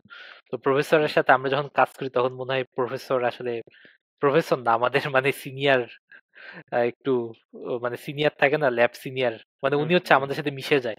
মানে আমরা যা কাজ করি উনিও একই সাথে ওটাই করতে থাকে, মানে উনি হচ্ছে নিজে খুবই অ্যাক্টিভলি পার্টিসিপেট করে। তো আচ্ছা, আচ্ছা। আহ মানে দেখা যায় তোমার যে আমরা প্রফেসরের নাম কি? প্রফেসর ডক্টর হুফাত, উনি ফিমেল প্রফেসর। বাট উনি হচ্ছে খুবই মানে ইয়া টাইপের, উনি খুবই মানে মানে সবসময় আমাদের সাথে সাথে কাজ করবে এরকম টাইপের, খুবই অ্যাক্টিভ, প্রোঅ্যাক্টিভ। বয়স উনি অনেক হুম, বয়স্ক, বাট স্টিল খুবই হুম, প্রোঅ্যাক্টিভ প্রফেসর। রাইট। উনি প্যাশন, ওনার একটা প্যাশন হ্যাঁ, আছে ওনার প্যাশন কাজের অনেক প্রতি। অনেক। উনি তো মানে তোমাদের নিজে ল্যাবটা কিসের উপর রিসার্চ করে এবং তোমার রিসার্চটা আমাদের কি নিয়ে সেটা আমার নিয়ে একটু মেইনলি রিসার্চটা হচ্ছে আপনার আহ, এটা বর্তমানে রিসার্চ করতেছে রাবারের উপর, রাবার এবং কড। রাবারের ভিতরে যে কড সেগুলোর মানে প্রপার্টি, মেকানিক্যাল প্রপার্টি, এবং এগুলোর হুম, হুম, ভাইব্রেশনের ফলে যে মেকানিক্যাল প্রপার্টি গুলো পাওয়া যায় এগুলো। আর হচ্ছে আপনার কডের সাথে এই যে কডকে রাবারের ভিতর রাখলে মানে রাবারের ভিতরে ইমবেড যখন করা হয় তখন প্রপার্টি গুলো কিভাবে কাজ করে এগুলো হচ্ছে একই সাথে মেকানিক্যাল টেস্টিং প্লাস সিমুলেশন করা, সিমুলেশন করে মিলানো। এই দুইটা হচ্ছে এই মুহূর্তে একটা প্রজেক্ট চলতেছে। আর একটা প্রজেক্ট ভবিষ্যতে করা হবে শুধু কর্ড নিয়ে, সেটাতে একটু অন্য টাইপের ভাইব্রেশন দেয়া হবে, ওইটা একটা টাইপের চলবে। আরেকটা হচ্ছে আপনার আমাকে বলছে ভবিষ্যতে আমার পিএইচডি যে টপিক হবে সেটা, উনি এখনো ফান্ডটা পায় নাই, বাট ওই ফান্ড পাইলে আমাকে ওই টপিকে হয়তো পিএইচডি করা লাগবে। সেটা হচ্ছে আপনার ফোম স্ট্রাকচার, এবং সেটা আমাকে বলল যে তোমাকে মডেলিং করতে হবে মাইক্রো লেভেলে, মানে ফোমের হুম, ভিতরে যে আপনার এসিএম করলে যে মাইক্রোস্কোপিক যে হুম, হুম, স্ট্রাকচার দেখা যায় এগুলো হচ্ছে ক্যাপচার করে করে সিমুলেশন করতে হবে। এবং এখানে হচ্ছে আপনার ফ্র্যাকচার মেকানিক্স মানে ফ্র্যাকচারটা দেখতে হবে এখানে। ফ্র্যাকচারের যেই সম্ভবত ফোর্স ডিসপ্লেসমেন্ট একটা কার্ভ আছে, সেটার যখন ফ্র্যাকচার হয় ফোর্সটা অনেক মানে সাথে সাথে ইয়া হয়ে যায়, আপনার ঠাস করে নেমে যায়, ফোর্সটা বাড়তেছে হুম, বাড়তেছে, হুম, ডিসপ্লেসমেন্ট হচ্ছে, ফ্র্যাকচার হওয়া মাত্র ফোর্স ঠাস করে নিচে পড়ে যায়। তো হুম, এইটা হচ্ছে একটা সিমুলেশন মানে করা লাগবে। এটার আচ্ছা, মডেলিং নাকি এখন পর্যন্ত কেউ করে নাই, এটা খুব ইউনিক, এটা নিয়ে কাজ করতে হবে। খুব ইন্টারেস্টিং। আ আ ও তোমার এই ল্যাবে কি অর্ণবটাও কি এখানেই চাকরি ওই পিএইচডি করছেন নাকি অন্য কোনো ল্যাবে? কারণ কাজটা উনার কাজটাও তো মনে হয় সিমিলার ছিল আরকি। টায়ার নিয়ে কাজ।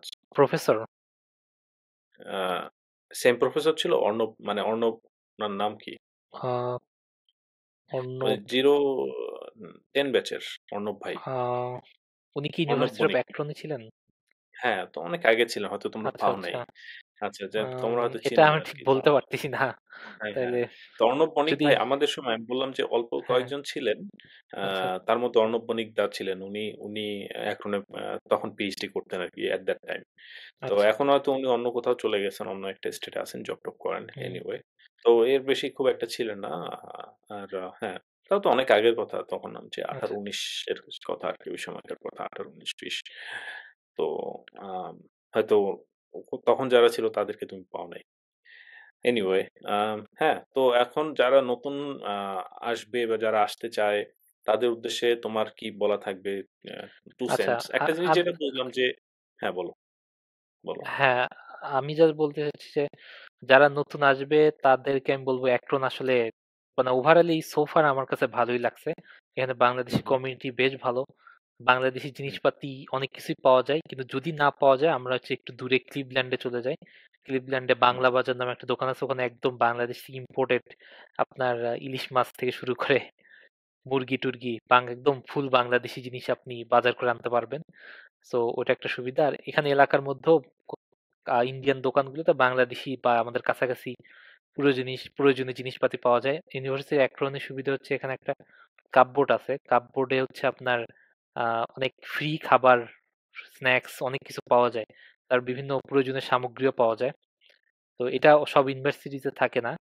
তো এটার কারণে এখানে দেখা যায় যে মাসে $40-50 স্ন্যাক্স বা টুকিটাকি জিনিস হুম, এগুলো কিন্তু এখান থেকে চলে আসে। এটা একটা আছে। এবং অ্যাক্টন কিন্তু অনেক চিপ শহর। এখানে আহ এখানে মোটামুটি খাবার-দাবার অনেক, বাড়ি ভাড়া সবকিছুই চিপ। সো আপনার ভালো একটা টাকা বাঁচবে যদি এখানে আসেন। আর হচ্ছে এখানে আ কি বলা যায়? এখানে হচ্ছে আপনার আ পাবলিক ট্রান্সপোর্ট কিন্তু বেশ ভালো। আমার সো ফার মনে হইছে। হয়তো বাংলাদেশের মতো মানে এত মিনিটে বাস পাবেন না। আপনার ১৫ মিনিট ২০ হুম, মিনিট এরকম পর সাইকেল কিন্তু বেশ ভালো আমার কাছে মনে হচ্ছে। কারণ আমাদের ইউনিভার্সিটি নিজস্ব বাস আছে। এই বাস হচ্ছে ১৫ মিনিট পর সারাদিন ঘুরতে থাকে। তো হুম, আপনার হুম, হুম, বাসা যদি ইউনিভার্সিটির আশেপাশে হয় তাহলে আপনি ইজিলি ওই বাস পাবেন, এবং আপনার কখনো গাড়ি কেনার দরকারই নেই সত্যিকার অর্থে। যদিও এখানে গাড়ি সবাই কেনে, কারণ আসলে ঠান্ডার দেশ তো, এখানে আসলে বাইরে হাঁটাচলা করা একটু কষ্টকর। সো সবাই গাড়ি কিনে ফেলে। যার একটু টাকা পয়সা জমে যায় তখন কিনে। যেহেতু গাড়ির হুম, দামও কম, $4,000 হুম, $5,000 ডলার হলে কিনে ফেলা যায়। সো মানুষজন কিনে ফেলে। আর পাবলিক ট্রান্সপোর্ট আপনি চাইলে যদি মানে একটু দূরে যাইতে চান, এখানে অ্যাক্ট্রন মেট্রো সার্ভিস গুলো বেশ ভালো আমি দেখছি। মানে আপনার ওয়ালমার্ট এখানে শহরের ২ কোণায় ২ টা ওয়ালমার্ট আছে। ২ টাতেই ২ টা টাইপের ডিফারেন্ট টাইপের দুটো বাসে ওয়ার্ল্ড। যাওয়া যায়। আবার হুম, একটা বাস আছে আরেক দিক দিয়ে চলে। এরকম আমি দেখছি টোটাল এখানে ১০-১৫ টা পাবলিক বাস চলে এবং এটা কিন্তু ছোট শহর হিসেবে খারাপ না, অনেক ভালো। আমার কাছে মনে হচ্ছে। আপনি একটু একটু মানে বাসের প্যারা কি? একটু তো হাঁটা লাগবে ঠান্ডার মধ্যে বা একটু হচ্ছে একটু দাঁড়ায় থাকা লাগবে। সো এইজন্য হুম, হুম। হচ্ছে এটাই প্যারা। বাট যেহেতু হ্যাঁ, আমেরিকায় যেটাকে বলে সময়ের মূল্য অনেক বাংলাদেশের বেশি। মতো হ্যাঁ, বাসা থেকে নেমে রিক্সা পাবেন না। সো হ্যাঁ, এইটা আপনার বাস পর্যন্ত একটু বরফ-পাড়ায় হাঁটতে হবে। একটু হুম, ওয়েট করতে হবে। যদি বাস কোনো কারণে মিস হয়ে যায় তাহলে আবার হুম। একটু ওয়েট করতে হবে। হ্যাঁ, তো রাতের বেলা এসব ৮টার পরে দেখা যায় ০.৫ ঘন্টা পর, পর বাস আসতে থাকে। হ্যাঁ, মেট্রো বাসগুলো। তো তো তখন মানে একটা মিস হয়ে গেলে মানে ০.৫ ঘন্টা বসে থাকতে হবে বরফের মধ্যে। সো এটা খুবই কষ্টকর। আমার একবার হইছিল। রাইট। তো আমার একবার হইছিল হাস্যকর কারণে আমি হচ্ছে বাস আসবে, আমি হচ্ছে বাংলাদেশে আমরা রাস্তার মানে যে পাশে দাঁড়াই না? মানে আমরা তো উল্টা পাশে উল্টা দাঁড়াই। পাশে গিয়ে হ্যাঁ, দাঁড়াইছেন। ওই আমি উল্টা পাশে দাঁড়ায় বসে আছি। হঠাৎ হুম, করে দেখি বাস বাস অন্য চলে দিক দিয়ে যাচ্ছে চলে গেছে। অন্য দিক দিয়ে চলে যাচ্ছে। কারণ আমি ১ম তখন মানে বুঝি নাই। এবং পরে ০.৫ হুম, ঘন্টা বসে লাগছে মানে -7 এর মধ্যে। তো এটা হ্যাঁ, একটু আমারও কষ্টকর। হ্যাঁ, এরকম স্টোরি আছে যে এরকম উল্টা দিক দিয়ে বাস এসে চলে আমি হিসাব করছিলাম যে বাস আসবে আমি সব হিসাব-টিসাব করে দাঁড়ায় আছি। বাস উল্টা দিক দিয়ে চলে গেছে। তো পরে আমার মানে ক্লাস ছিল তো ১ ঘন্টা আমাকে ঠান্ডার মধ্যে দিয়ে হেঁটে যাইতে হইছে। কারণ হুম, বাসে যাইতে ৩০ মিনিট লাগে। কারণ বাস আবার অনেক স্টপ দিয়ে যায়। হুম, তো হুম। নেক্সট বাস যখন আসবে তারপর ৩০ মিনিট হিসাব করে দেখা গেছে যে ওই টাইমে আমার হবে না। পরে আমি হেঁটে চলে গেছিলাম ক্যাম্পাসে। হুম, সো আ সবারই একটা না একটা স্টোরি আছে এবং তোমার যেহেতু শুরু সো হ্যাঁ, তোমার অনেক এরকম স্টোরি থাকবে। আর যেহেতু তুমি ঠান্ডার সময় আসছো, তোমার হ্যাঁ, হ্যাঁ। এক্সপেরিয়েন্সটা আরো একটু এক্সট্রিম হবে এই সময়টা। যদি ফলে আসতা তাহলে খুবই মজা লাগতো। তখন আ একদম মনে করো আ হুম, মানে ফলের যে সৌন্দর্যটা, ওই এলাকাটা অনেক সুন্দর। হুম, একরনের ওই এলাকাটা। কায়াহোগা ফলস ওই জায়গাগুলো খুবই সুন্দর। হ্যাঁ, হ্যাঁ। অনেক ভালো লাগতো তোমার। বাট আস্তে যখন স্প্রিংটা শেষ হয়ে যাবে, ফলটা আসতে শুরু করবে বা সামারটা আসতে শুরু করবে, আ ভালো লাগবে তোমার। সো খুবই ইন্টারেস্টিং। হ্যাঁ, তো এনি লাস্ট ওয়ার্ড? আমার মনে হয় আমরা অনেক কিছু আজকে ডিসকাস করছি। হ্যাঁ, আ আজকে অনেক টপিক কথা হইলো আসলে অনেক লং একটা হ্যাঁ। পডকাস্ট হয়ে গেল। আচ্ছা। হ্যাঁ, অনেক লং পডকাস্ট হয়ে গেল এবং আসলে অনেক ইউজফুল অনেক অ্যাডভাইস ছিল। সবকিছু মিলায় বুয়েটের থেকে তুমি চিন্তা করো যে তুমি বুয়েটে কোথায় ছিলে, কোন ডিপার্টমেন্টে ছিলে, সেখান থেকে আজকে তুমি পিএইচডি ক্যান্ডিডেট হয়ে গেলা একটা ইউনিভার্সিটি অ্যাক্রনের মতো একটা জায়গায় এসে। সো হুম। তোমার ট্রান্সফরমেশন এর উপরে তোমার একটা রিফ্লেকশন বলো খুবই সংক্ষিপ্ত এবং সেটা থেকে মানুষ কি আ ইন্সপায়ার হতে পারে এবং মানুষের জন্য কি আসলে মেসেজ আমি তুমি দিতে বলবো, পারো? একটা একটা জিনিস আমি কথাই দেখছি বলবো। যে তুমি অনেক হার্ড ওয়ার্ক করছো। আমি হচ্ছে একটাই কথা বলবো হুম, যে নেভার গিভ আপ। মানে হোয়াট এভার মানে যতই খারাপ সময় যাক, জাস্ট কখনো হতাশ হুম, হওয়ার কিছুই না। আমি আমি মনে করি যে আল্লাহ তাআলা মানুষের জন্য সবসময় মানে চেষ্টা করতে থাকলে কিছু না কিছু একটা ভালো রাখে। সো জাস্ট চেষ্টা করতে থাকলে আ আশা করা যায় একটা ভালো ফল মানুষ পায়। সো মানে এটার উপর কখনো মানে আল্লাহর উপর ভরসা রাখতে হবে। আর নিজের উপরও মানে একটা কনফিডেন্ট রাখা উচিত যে আমার যদি স্কিল থাকে আমার কোনো না কোনো একদিন কিছু একটা মানে ভালো হবেই। বাট জাস্ট পরিবেশ বা আশেপাশের কারো কথায় হার্ট হয়ে কষ্ট পেয়ে মানে এটা চিন্তা করা উচিত না। আমারকে হয়তো অনেকে এরকম বলার চেষ্টা করছে যে তোমাকে হয়তো তোমার আ তেমন কিছু হবে না তোমার দ্বারা, এরকম মানে বলছে হয়তোবা। কারণ হচ্ছে তারা ভাবতেছে যে আমি তো বিসিএস দিচ্ছি না বা কোনো চাকরি-টাকরি করতেছি না। তো হয়তোবা আমি তাইলে কি জাস্ট সারা জীবন বেকারই থাকবো। এর মানে এরকম অনেক নেগেটিভ কথাবার্তা আসে। বাট এগুলোতে আসলে আমি কখনোই কান দেই না। আমি আমার মতো কাজ চালাই গেছি। আমি আমার মতো ফোকাস ছিলাম। আমি এটা করব, এটা করব। মানে আমি ওভাবেই চেষ্টা করি। হ্যাঁ, ফেইলিউর হইছি, প্রচুর ফেইল হইছি। বাট আমি আসলে মনে করছি পার্ট অফ দ্য জার্নি। মানে জার্নিতে আমি এক্সপেকটেশন নিছিলাম যে আমি ফেইল করব। ফেইল না করলে আমি বরং সারপ্রাইজ হতাম। সো আমি ধরে নিছি আমি ফেইল করব। সো আমি এটা নিয়ে কোনো প্যারাই খাইনি। আমি পরে নেক্সট স্টেপে চলে গেছি। ফেইল হওয়ার পরে কি করা যায় সেটা করছি। তো এটাই বলব আসলে মানে এখানে হতাশ হওয়ার কিছুই নেই। জাস্ট চেষ্টা করতে থাকলেই ইনশাআল্লাহ একটা ভালো কিছু আসবেই সবার। এটাই আমার শেষ কথা। Thank you. Thank you so much. That is a great message. So হ্যাঁ, with that we're gonna conclude this podcast. So আপনাদের কারো যদি কোনো প্রশ্ন থাকে অবশ্যই কমেন্ট সেকশনে জানাবেন। অ্যান্ড তোমার সাথে যদি কেউ কনট্যাক্ট করতে চায়, what would be the best route? যদি কেউ ইউনিভার্সিটি আ অ্যাকাউন্ট সম্পর্কে জানতে চায়, তোমার সাথে কনট্যাক্ট করতে চায়, what would be the best route? আ আমার মনে হয় আর ইউ সবচেয়ে ভালো অ্যাভেইলেবল হচ্ছে টু বি কনট্যাক্টেড আমাকে অ্যাজ ওয়েল? আমি জানি না এটা ইমেইল করতে তোমার পারে। হ্যাঁ, আমাকে ইমেইল করতে ইমেইল পারে। করতে আচ্ছা, পারে। ইমেইল এটা অ্যাড্রেস একটা জি। সহজ উপায়। কারণ ওকে। মানে অন্যান্য জায়গায় কল-টল দিলে আমি জানি না কখন থাকি, থাকি না। মেসেঞ্জারেও আমি রাইট। সবার সাথে কানেক্টেড নাই। সো বেটার হচ্ছে হুম, ss972@uactron.edu এটা আমার অফিসিয়াল ইমেইল। এখানে ইমেইল দিলেই ওকে। ইনশাআল্লাহ আমি দেখব। আর যদি বাই এনি চান্স আচ্ছা। না দেখি তাহলে আমাকে মানে ইন ইন কেস আমি ভুলে গেলাম, না দেখি, সেক্ষেত্রে হুম, হুম, আ আমাকে আরো ২-৩ বার দেয়া যাবে। মানে কোন প্যারা নেই। যত ইচ্ছা দেয়া যাবে। স্প্যাম করলে সমস্যা হুম, নাই। জাস্ট যেহেতু আমরা হুম, বাংলাদেশী সো আমি বলব বাংলাদেশীদের মধ্যে নো প্রবলেম মানে do not hesitate two hmm, spam me so হ্যাঁ, মানে আমি যদি ভুলে যাই ইন কেস কারণ আমাদের অনেক ওকে, ব্যস্ততা থাকা লাগে। তো আমাকে রাইট। বারবার দিলে আমি মনে করব সমস্যা নাই। বিশেষ করে উইকেন্ডে দিলে চান্স আছে যে ইজিলি হুম, মানে অ্যান্সার দিতে পারবো। মানে অ্যান্সার দিলে হুম, তখন হচ্ছে আমি কথাবার্তা বলে তখন হয়তো ফোন নাম্বারটা দিলাম ওইভাবে বা হুম। মেসেঞ্জার মানে এটলিস্ট একটা ইনিশিয়াল তো লাগবে। ডেফিনিটলি একটা কিভাবে আমি ইনিশিয়াল শুরু কারণ করব। হুট তো করে এইজন্য আমি বললাম হ্যাঁ, এটাই আরকি আমার একটা সিম্পল। এটা যদি হ্যাঁ, আপনি লিখে রাখেন বা কোনো একটা মেসেজ এই ভিডিওর সাথে দিয়ে দেন SS972 হ্যাঁ। সব ছোট হাতের SS972@uactron.edu আচ্ছা ঠিক আছে। আমি SS972 আমি দিয়ে দিব এবং এখানে এড করে দিব আরকি। ডেসক্রিপশন ও থাকবে। হ্যাঁ, তো একটা জিনিস বলব যে মানে এখানকার যারা পিএইচডি স্টুডেন্ট যারা গ্র্যাজুয়েট স্টুডেন্ট থাকে তারা কিন্তু অনেক ব্যস্ত থাকে। আপনার ফোন নেওয়ার জন্য তারা বসে নাই। ঠিক আছে? তাদেরও ব্যস্ততা আছে। সো আপনারা যদি ওই অ্যাক্রন বা হায়ার স্টাডি নিয়ে যদি কোন প্রশ্ন থাকে এই ইমেইল অ্যাড্রেসে ওর সাথে কনট্যাক্ট করতে পারেন এবং উনি হচ্ছে আ আপনার মানে একবার যদি রেসপন্স না আসে তাতে মানে কনট্যাক্ট করা থামাই দিবেন না। বারবার করবেন অ্যান্ড দেন আনটিল আনলেস উনি আপনাকে বলে যে স্টপ, রাইট? আ সো ইয়া ও তারপর যখন আপনাদের একটা ইনিশিয়াল কনভারসেশন ক্রিয়েট হয়ে যাবে তখন আস্তে, আস্তে সেখান থেকে আপনি চাইলে ফোন নম্বর নিয়ে বা কোনভাবে আপনাদের যদি ফার্দার প্রশ্ন থাকে তাহলে হেল্প করতে পারেন। অনেকেই যেটা করে হুট করে Facebook এ একটা রিকোয়েস্ট পাঠায় দেয়। আমাকেও যেটা হয় অ্যান্ড আমি সেটা অ্যাকসেপ্ট করি না। আমি না অপরিচিত লোকজন আমি আর অ্যাকসেপ্ট করি না। এটা অনেকেই হয়। যে এরকম করে Facebook এ বা সোশ্যাল মিডিয়াতে অপরিচিত লোকজন এড করার অনেকের টেনডেন্সি নাই।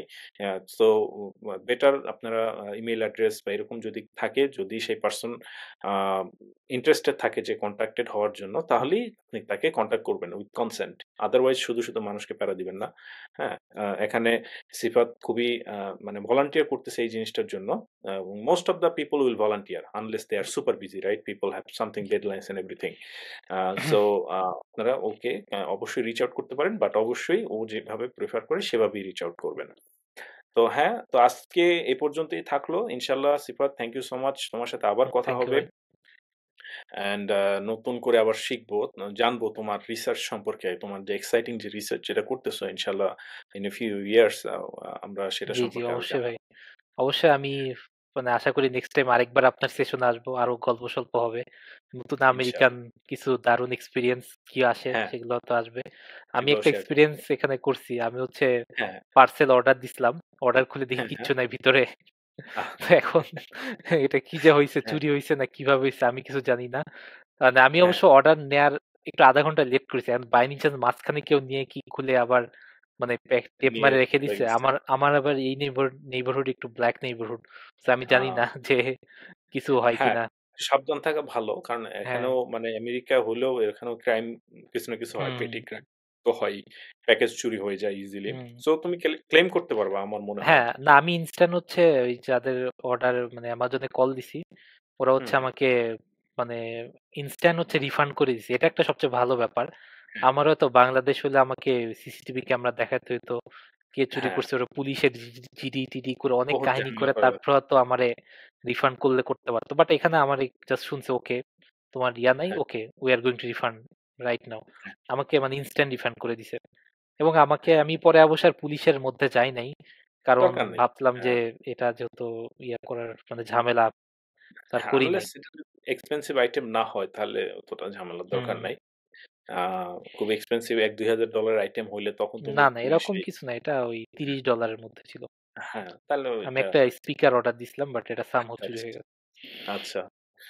Sorry to hear that but এটাই আসলে তো এখানে যেটা করতে হবে নেক্সট টাইম হচ্ছে যেটা ওই Amazon এর যে ডেলিভারি ম্যান তাকে ওখানে লিখে দেওয়া যায়। কি বলে হ্যাঁ, ওটাকে? বলতে হবে যাতে সে ফোন ইনস্ট্রাকশন কল দেয়।